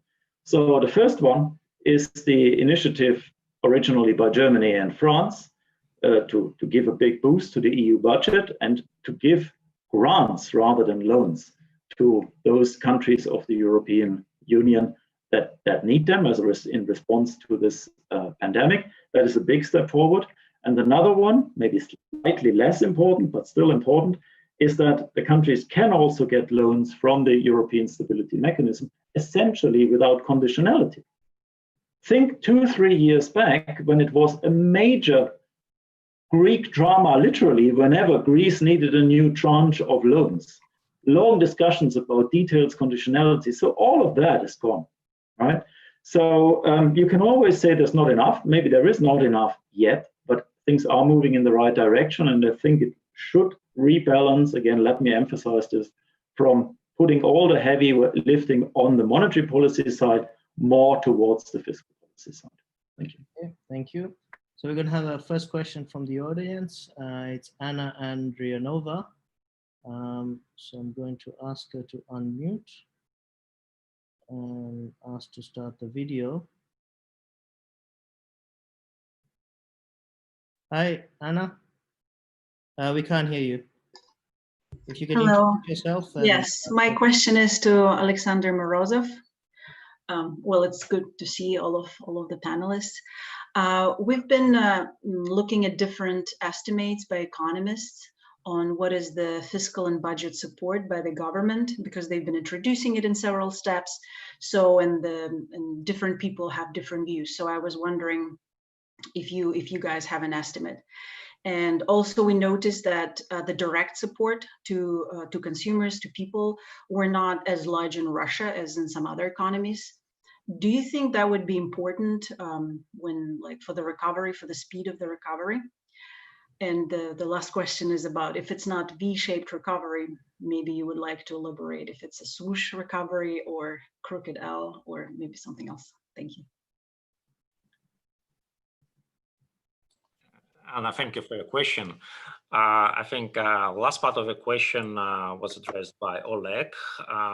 He was very creative in terms of writing new letters. I don't know which alphabet we should be using it in Russian or in English, it does not matter. But in terms of what can be done better, well, you know, the situation was unprecedented, you know, not just in Russia, but in other countries. And therefore, it was a learning process. And basically, Russian government went the same route that other countries went. Was significant issue of targeting supports, but in the end, I think a few decisions were well made in terms of giving grants to families with children and increasing grants to families with children, just because we know that incidence of poverty among those households is significantly higher than among other categories. Wage support schemes are also designed quite well, and perhaps there might be some implementation issues, and this is where can things be done better. But overall, I think it was the right set of decisions. In terms of the size of a package, well, as far as fiscal part is concerned, if we include a reallocation of expenditures from less priority categories to more priority categories, like those that I mentioned, then our estimate of the fiscal package would be around 4.5% of GDP. This includes also guarantees. Without guarantees, it will be, we are talking about 4% of GDP. I'm not referring to very last initiative of the government, which was just announced yesterday. Details are not quite known, and I think will be figured out. So presumably, and I'm pretty sure this will add to the amounts that I mentioned. Thank you. Okay, thank you. I'm going to put you back as an attendee. Next will be Katya Kazakova.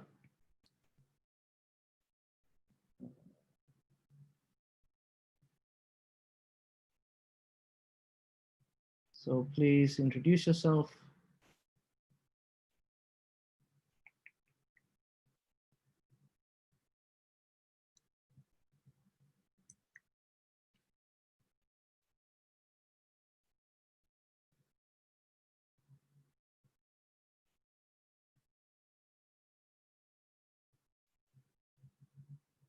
No. Okay, so there's some problem there. Okay, so the next highest rated question is Lin Yang.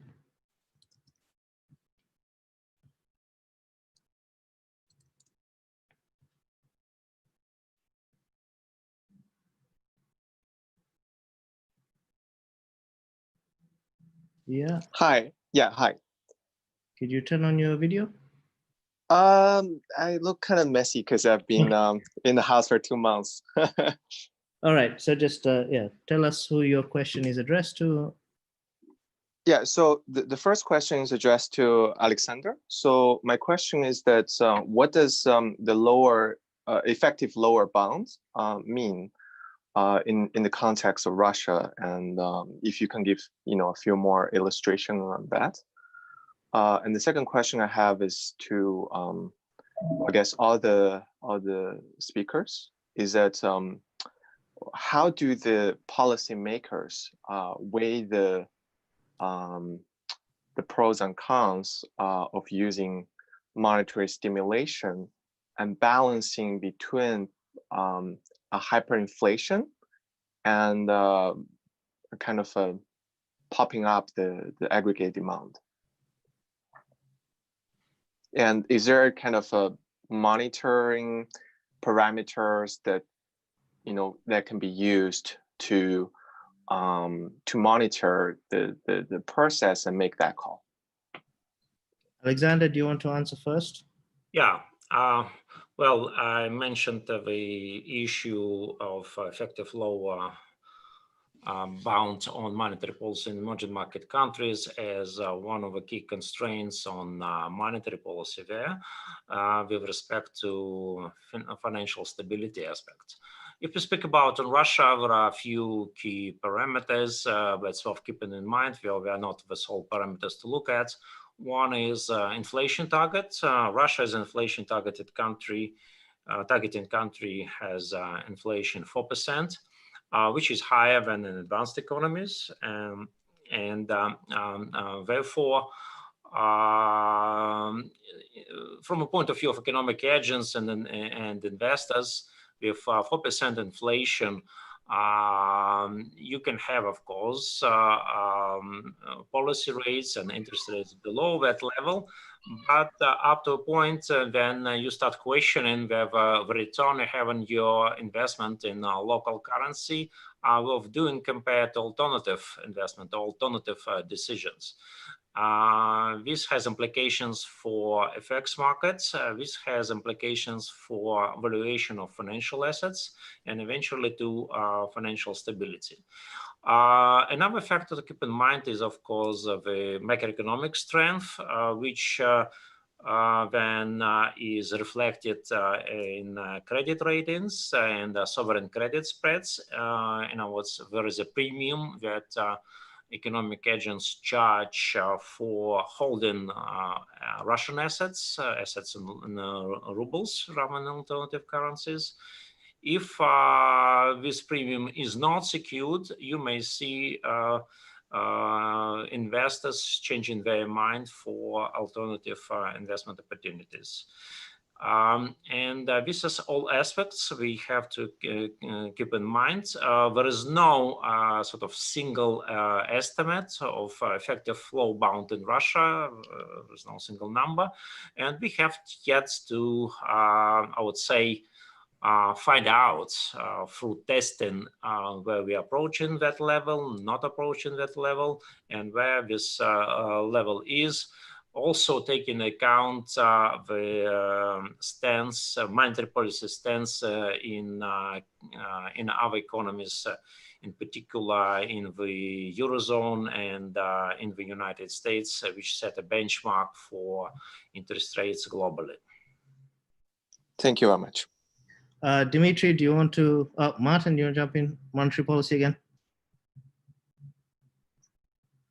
Dimitri first, then Martin.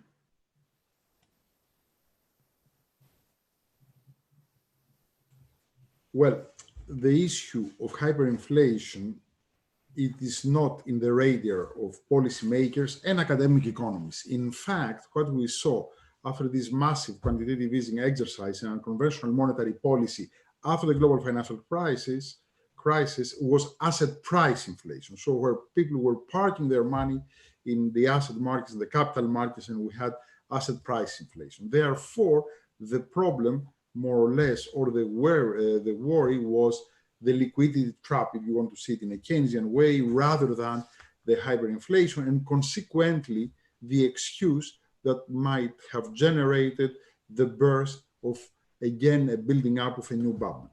So that's the risk number one. However, the trade-off is that after the global financial crisis in particular, we have the collapse of leverage. The leverage that used to be 11-to-1 now has gone down substantially, plus Basel III and the consequent regulation on leverage have reduced the effective monetary aggregates present in the economy.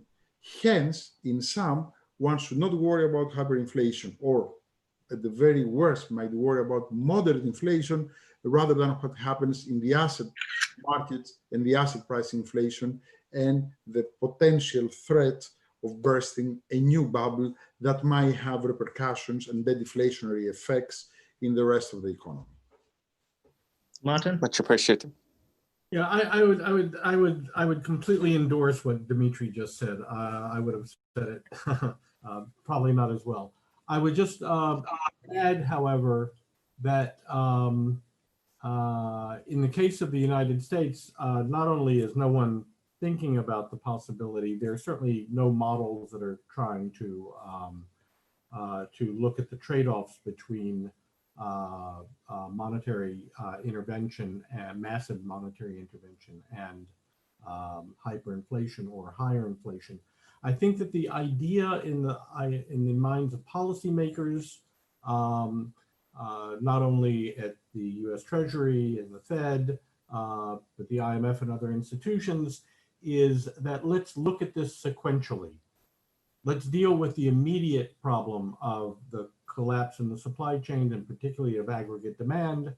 And if we see indicators that inflation is picking up, then central banks will deal with that sequentially later.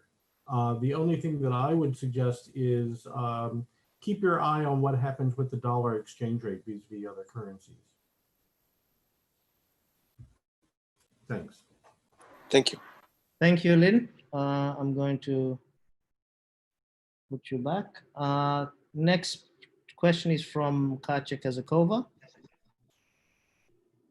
Hi, eventually. Thank you, panelists, for very interesting discussion. I have two questions regarding Russian economy. So my first question is, how has the monetary policy compensated for relatively weak response from fiscal side in Russia to help small and medium enterprises? And how do you think it would affect competition in real sector in Russia, the pandemic overall? Your question? So my question is to Alexander and Oleg, basically. Thank you. Yeah, thank you for your question. It has already been discussed that you should not consider monetary and fiscal policy as substitutes. Fiscal policy can provide grants, monetary policy cannot provide grants. Monetary policy can provide money, which are supposed to be returned back in the form of loans. When we speak about support to those who were affected, small, medium-sized business, people who lost their income, providing them with loans in many cases does not solve the problem because they would not be able later on after the lockdown to compensate for the lost income and would not be able to repay these loans. Therefore, the right decision to the problems of those people and companies is a fiscal decision, provision of unrepayable grants and subsidies instead of loans. That said, to some extent, at discount interest rates, central bank helps SME sector with respect to wage support, support of employment. 3.5% loans are available for under certain conditions that employment is kept and that portfolio of SME does not go down, is not cut significantly by commercial banks who would like to participate in the program. Again, the right solution is a fiscal solution. Monetary policy can help, but only to limited extent, taking into account the nature of the problem we are addressing.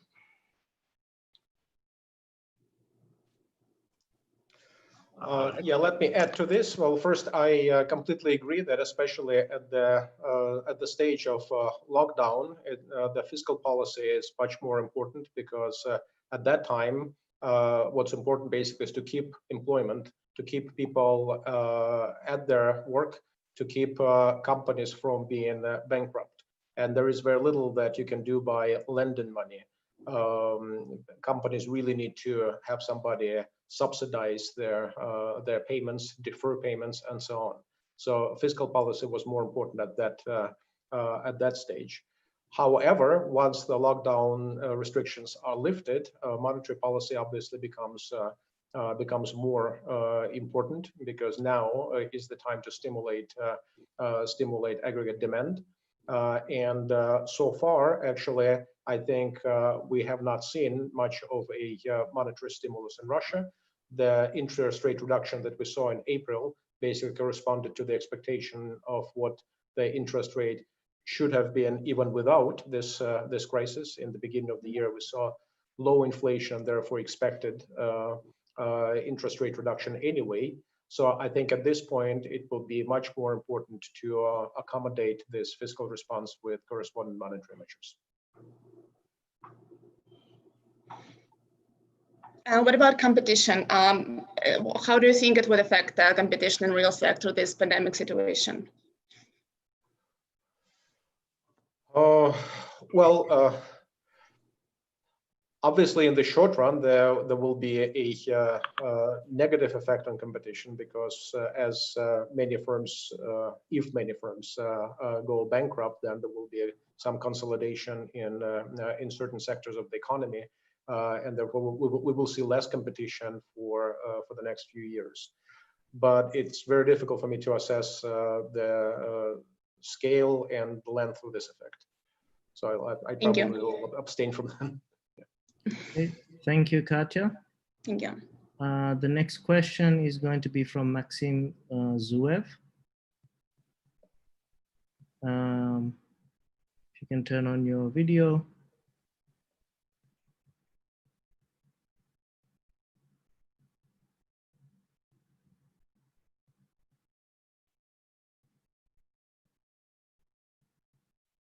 Maxim, you've been promoted to a panelist.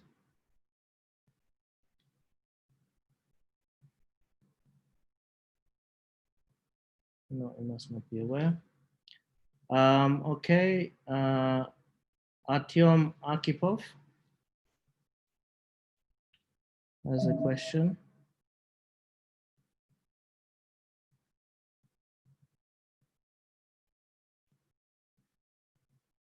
Artyom, are you there?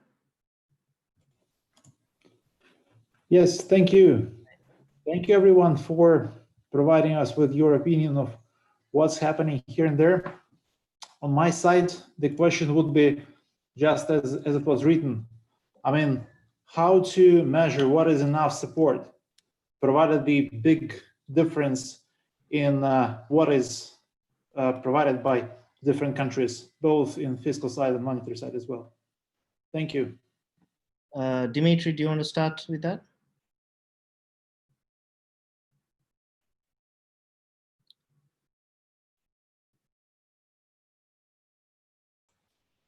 Well, the answer to this, it has to be factual or counterfactual for that matter. Enough support is the support that resolves a problem. That will not make the recovery L-shaped, or it won't go down and down and down. Whatever reverses the trend, that's what enough support is.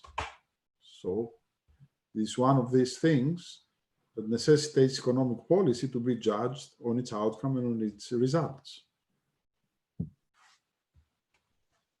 Alexander, Oleg, do you have any thoughts from Russia, from the Russian market?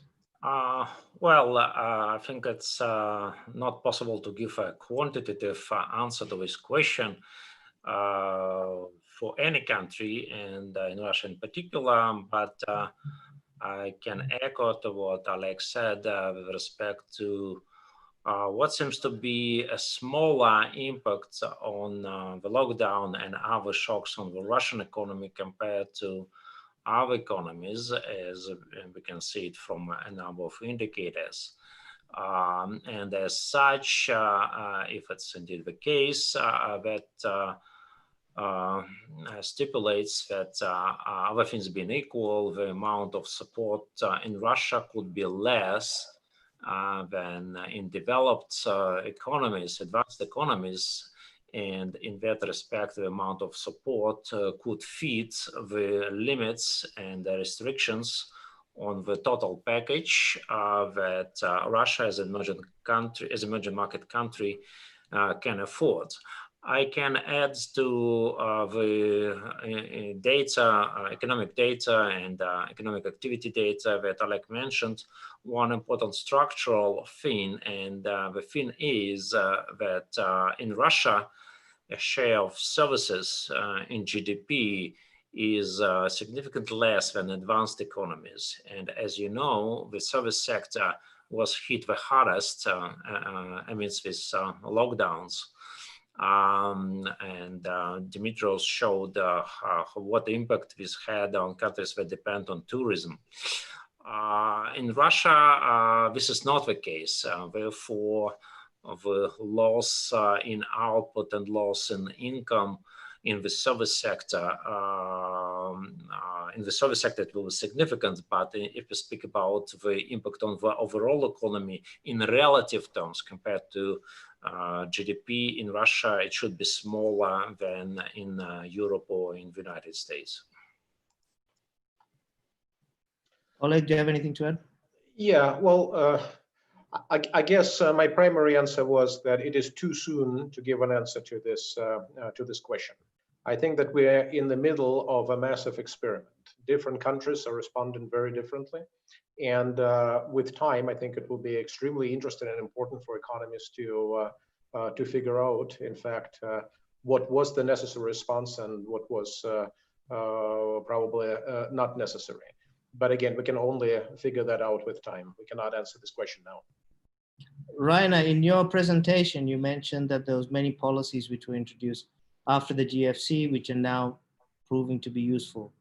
Are these policies enough, as Artyom asked, or do we need to go above and beyond those set of policies? Well, I mean, the policies I mentioned were relating, of course, to the monetary policy, right? So the quantitative easing and the various lending issues. I think they are nice in a way because they are scalable. You can adjust the intensity of these measures as needed.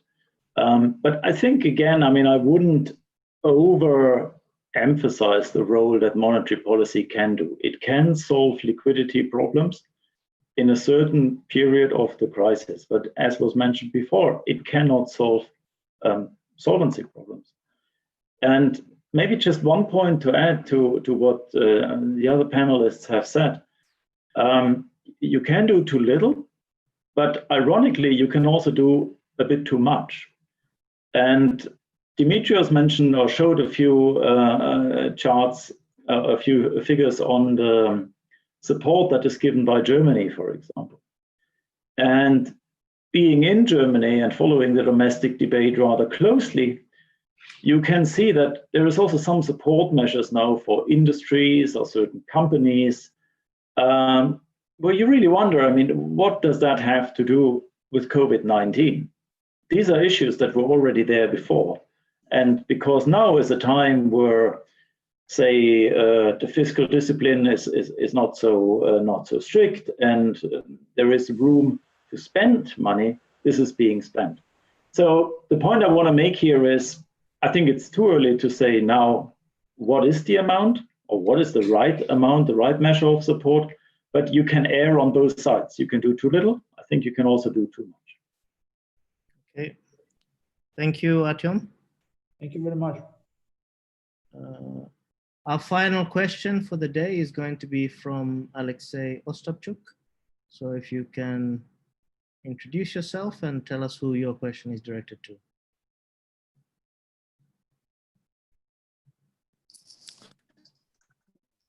Hello. Thank you very much. for the presentation. I'm Alex. I used to work for Dara at HSE, and now I'm a strategist at UBS. My question is about the role of the government in the post-pandemic world. Would you expect, as a result, some inefficiency, perhaps to some extent similar to what was the case at Union, but of course to a smaller extent? Okay, so let me direct that to Martin first, because it's something Martin kind of touched on, which is the historical parallels of not just the size of the government that has increased, but the changing nature of government. So this can find a historical precedent, perhaps going back to before World War I. So Martin, do you have any thoughts? Is the size of the government that we're looking at a sustainable structure, or do we need to see a fundamental change to the way governments work?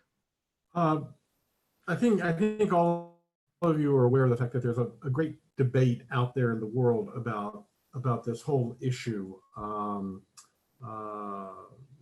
Neil Howe in the United States, Howe, has written a book on the fourth turning, about how these geopolitical and demographic changes could be affected in the world, maybe particularly coming out of the pandemic environment. And this would be seen in terms of what's also happening maybe a little bit socially in the United States and maybe other populist movements. And so it looks like, but I'm not an expert on these things, that there's a tug of war going on between